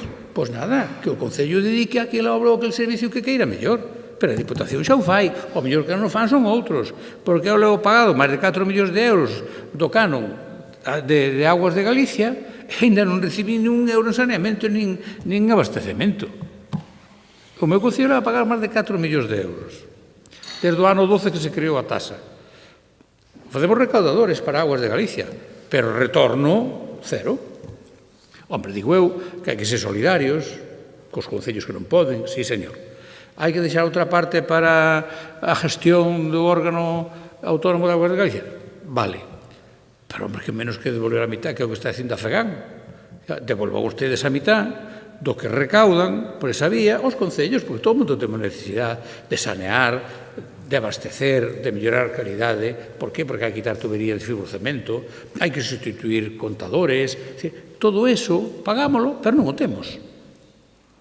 Por lo tanto, de verdad, yo digo con todo o cariño do mundo, señora Mejide, eso vale para decirlo un día aquí no pleno, a ver se o recollen os medios de comunicación, pero a aplicación práctica cero. Cero. Porque o que usted está pedindo é que xa o facemos. E outras cousas que piden non é noso. A ver se resulta que agora a industria é da Diputación de Lugo. Os servicios sociales que dice o Estatuto e a Lei de Servicios Sociales de Galicia, competencia exclusiva da Xunta. Exclusiva, o dice o texto. Claro, dicir que a Diputación faga todo, entón para que queremos o goberno autonómico? Repartamos entre as 4 diputacións os fondos que ten e gobernamos desde as diputacións. Para que queremos eso? Por tanto, de verdad, eu creo sinceramente que, a ver, políticamente cada un dice o que considera, só faltaría. Pero neste caso non ten razón, don Antonio, de verdad, eu digo de corazón. Bueno, sometemos a votación a iniciativa do Grupo Popular para que a Diputación colabore cos 67 concellos da provincia. Votamos.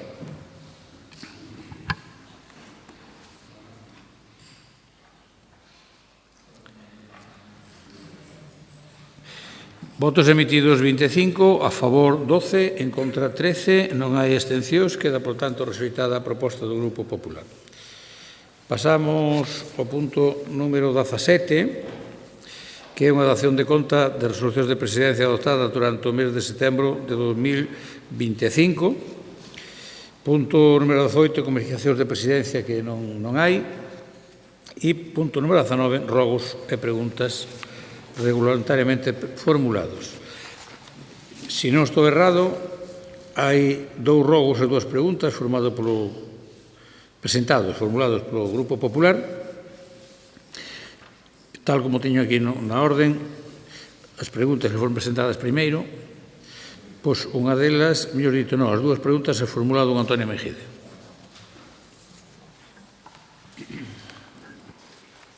Gracias, presidente. Bueno, comezo con independencia da orde, entendo que lle dá igual. Comezamos, se lle parece ben, pola da protectora de animais e plantas, que sabe, como ben saben os compañeiros desta corporación, aprobouse unha iniciativa en febreiro do 2024 para retomar o proxecto de ampliación da protectora de animais neste salón de plenos, a proposta do Partido Popular, co apoio tamén no seu día do Bloque Nacionalista Galego. Demostrouse finalmente que, como decíamos dentro do Partido Popular, se podía ampliar nesas instalacións, ademais terreos propiedade desta Diputación cedidos á protectora.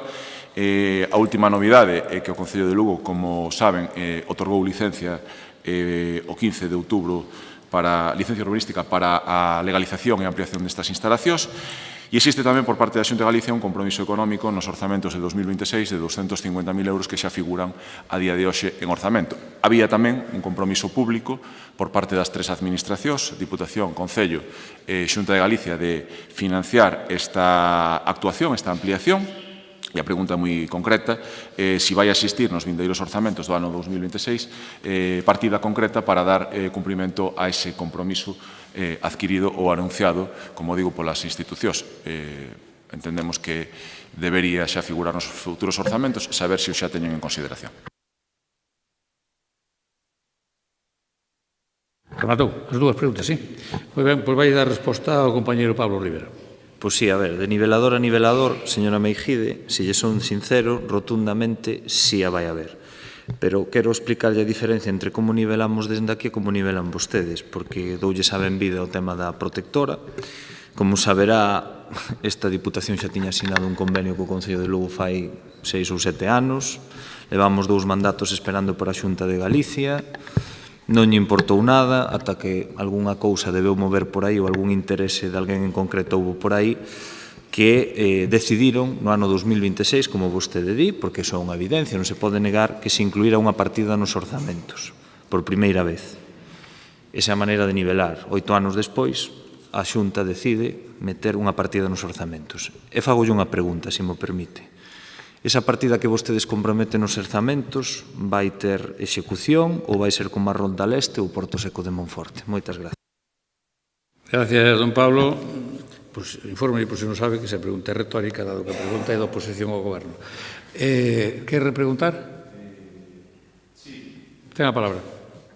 Bueno, agradezco simplemente respondendo a esa reflexión tamén, evidentemente sí que terá execución e cumprimento se lle permite executala e cumplira como moitas outras partidas que non se puderon executar por exemplo na cidade de Lugo pola inacción do propio goberno municipal na cidade de Lugo. Pero, bueno, vou a ceñirme o tema antes de que me diga algo o presidente, e con toda a razón, ademais, se mo dice. A pregunta é moi concreta. Que partida económica vai a encontrarse? Entendemos que, como mínimo, debería ser da mesma cuantía económica que a da Xunta. E, por certo, o Partido Popular, dende todas as institucións nas que está, colaborou sempre activamente coa protectora. Gobernando esta institución, cedeulle os terrenos que están anexos precisamente ás actuales ubicacións e dende a Xunta de Galicia colaborando todos os anos, ano tras ano, evidentemente, co mantemento da protectora. Por tanto, non é un tema novo, como quere decir o diputado. Moitas gracias, señor Rivera. Home, novo sí que é. Novo sí que é. O de a rehabilitación e ampliación das instalacións sí que é un tema novo para o Partido Popular, porque parece que dixo, bueno, cal fixo o seu cálculo, vai me dar rédito electoral, pois veña, vamos aló e metémolo nos orzamentos. A partida nosa está comprometida, digo, dende fai máis anos, incluso era maior do que aporta a Xunta de Galicia. E, home, pois se a facer algo a Xunta de Galicia en Lugo, pois me alegro e benvido sea, pero é que eu non sei a que se refire deso de inacción do goberno municipal. Eu a Rolda Leste creo que foi por incompetencia absoluta súa non, do seu partido, que non saben nin por onde teñen que trazar unha liña, que calquera persoa que teña un pouco de dous dedos de frente sabe por onde ten que ir a Rolda Leste. En fin, nada máis. Rotundamente, sí. Moitas gracias. Rematamos as preguntas, pasamos ao ruego. Perdón? Perdón, no, pero antes de formular as dúas, formulou só unha sola. Bueno, veña, formula a segunda. Perdón, é que non quería facer as dúas conxuntas, nada. Ademais, é moi rápida, é moi breve. Falamos xa dos centros de día, falamos xa das residencias, evidentemente, e a pregunta moi clara e moi específica, a raíz da nova licitación das residencias da Diputación, da rede de residencias da Diputación, e a raíz tamén dos convenios hoxe prorrogados ou tamén modificados a través de adendas ao principio deste pleno, renuncia o Goberno provincial a poñer en funcionamento os centros de día e os proxectos anunciados dende fai anos nas residencias da rede provincial. Señor Rivera. A ver, agradezolle que reconoza a nosa labor de apertura de residencias, un halago que venido de vostede recoñeza eso. En relación cos centros de día, pois mire, evidentemente non vamos a proceder á apertura dos centros de día por unha cuestión moi sinxela. Primeiro, por isto xa o expliquei varias veces e é fácil de entender. Primeiro, a propia Xunta de Galicia, cando nos ven a inspeccionar, recoméndanos que cesemos na actividade dos centros de día porque non hai usuarios suficientes. Despois de moitos anos abrindo 9 residencias, temos máis que constatado dunha maneira científica que os centros de atención diurna nin son viables porque non teñen usuarios, nin hai interese, nin hai listas de espera, nin hai nada deso que ten toda a Xunta de Galicia. Polo tanto, como comprenderá, non vou poñer un semáforo por donde non pasan coches. O lóxico sería pois sería precisamente dedicar máis recursos que o que estamos facendo á atención residencial, porque é un modelo innovador, porque é un modelo que funciona. E, home, pois, xa que tanto lle preocupan a apertura dos centros de día, pois leva o douteiro de Rei desde o ano 2020 sin abrir, por exemplo. Que quere que lle diga? Por algo será. O mellor non funciona. E, ademais, preocúpese porque que nos abra non ten que ser esta Diputación, quen ten que poñer centros de día, quen ten que facer residencias é a Xunta de Galicia, que me canso de dicilo, a mí xa me vai a aburrir, porque tanto dicilo, xa ao final é o que lle digo, creo que isto é unha xestión responsable e eficiente dos recursos públicos, poñer a atención onde realmente o necesitamos, que é na atención residencial, que é o que demandan verdadeiramente os nosos usuarios, porque se coñecera como funciona o noso modelo de residencia, sabería que é un modelo diferencial, onde os usuarios poden ir ás súas casas, poden facer unha vida medianamente normal e, polo tanto, non é aconsellable nin dende un punto de vista técnico nin dun punto de vista político seguir gastando recursos nesos centros de día. Moitas gracias. Quere preguntar? Simplemente acaba de decir que a Xunta de Galicia dice que non hai usuarios e que lles dice que os manteñan pechados. Gustaríanos saber cal é o documento, carta, escrito, requerimento, informe, chámeo como queira, documento oficial no que a Xunta de Galicia lles dixo de xeito oficial a Diputación Provincial que non abrisen os centros de día que teñen comprometidos, que ademais hoxe nas adendas dos convenios argumentaban como necesarios dentro da exposición de motivos e que hoxe di que se negan a abrir. Gracias. Señor Rivera. Bueno, esa é unha segunda pregunta que moi amablemente lle responderei, totalmente diferente á primeira, pero xa tuvo nas súas maus. O que pasa é que non se entera. Xa unha vez o sacou, non sei onde o sacou, xa lle dixen, tuvo unha acta de inspección de residencia de Trabada onde recomendaban o cese de actividade do centro de día. Sacouna no anterior, hai 2 ou 3 plenos, non me acordo, como de residencias lle gusta falar moito, pois aí o ten. Recupera ou diga aos seus asesores que lla pasen, pero ella tiña unha acta de inspección da Sanidade, da Consellería de Política Social da Xunta de Galicia, onde recomendaban o cese de actividade dos centros de día. Pois moitas gracias, señor Rivera. E pasamos entón aos rogos. O primeiro deles tamén formulado por don Antonio Mejide sobre unha estrada provincial 2906. Entendo que a Xunta manda cerrar logo un local que está cerrado. A verdade é que isto é de tolos. En fin, a Deputación de Lugo é titular dunha infraestructura viaria LUP 2906, como ben saben, que é a que conecta Lugo, concretamente o barrio da Ponte ou de San Lázaro, como queiramos chamar, coa zona de Cuíña, co ese soñar bastante empregada por todos os lucenses, e que a raíz de diversas reunións e visitas que tivemos pola zona se nos solicitaba ou se nos pedía que lle pedísemos a Diputación, que instasemos a Diputación a levar a cabo unhas labores de reforzo do mantemento nesa vía, moi concretamente de labores de desbroce, de rameo e de limpeza de cunetas e de limpeza viaria, porque está nun estado mellorable e incluso presentan algún problema, en algún punto problemas de deslizamento tamén, probablemente obedeza a enorme presencia de árboles nesa zona e humidade tamén. Así que é o que pedimos a través deste rogo, se pode ter en consideración. Moitas gracias, señora Mejide. A mí, polo que me dicen, esa carretera ten moi bon firme. Que ten moi bon firme, me dicen. E se trata de cortar algunha ramita, pois, home, non creo que sea o maior problema. Pero vou enseñar unha cousa que sacou a Xunta outro día. Está falando do día 19 deste mes. E dice que a Xunta proseguirá los trabajos de limpieza e desbroce en los márgenes de 8 carreteras autonómicas a su paso por las 4 provincias. E cita os concellos e as provincias no que son. Isto saca ahora a Xunta como unha gran noticia, que aínda vai seguir os desbroces. Hombre, en fin, que veña usted aquí a traer este pleno, que me parece de logo de interés cortar unhas ramas, pois xa me dirá. E parece ser que o outro rogo vai formular don Luís Fernández. Boa tarde a todas e todos. A circulación de vehículos pesados como consecuencia das obras que a DIF fixo na estación de ferrocarril de Canaval e nas vías entre Monforte e Ourense danaron considerablemente un tramo da estrada provincial LUP 5901 ao seu paso polo Concello de Sober. Somos conscientes de que toda obra leva aparello molestias, pero unha vez rematados os traballos deberíanse de terse enmendado.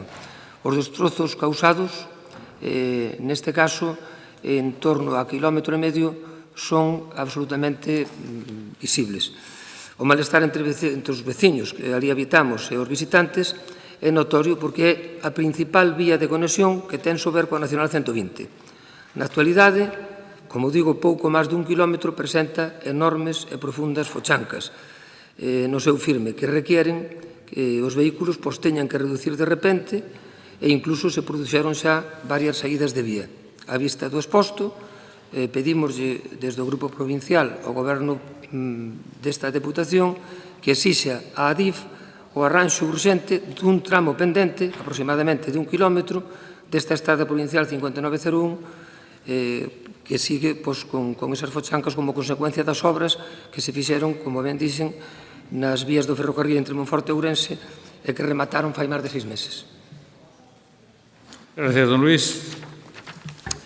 Nada, decirlle que, claro que xa dixemos o dije que ten que arreglarlas todas, como arreglou un pantón xa, e arreglará, o que pasa é que as obras levan o seu ritmo.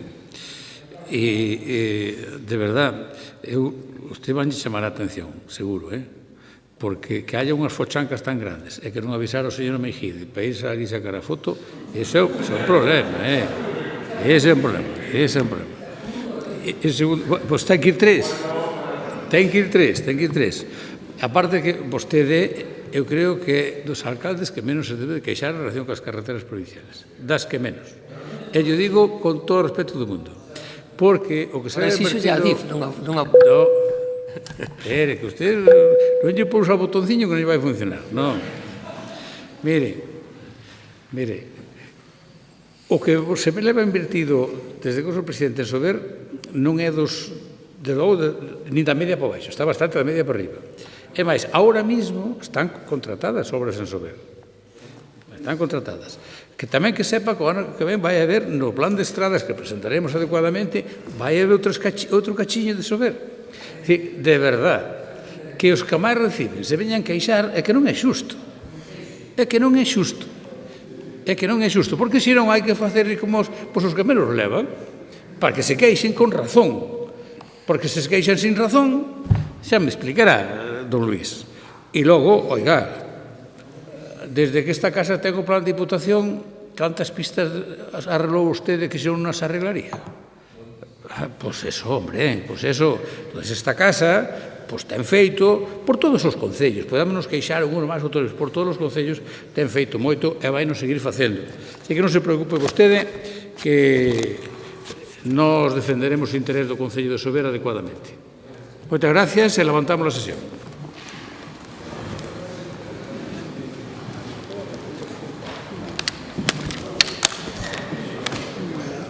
De Ferrera no tenemos nada, Aquello que había se...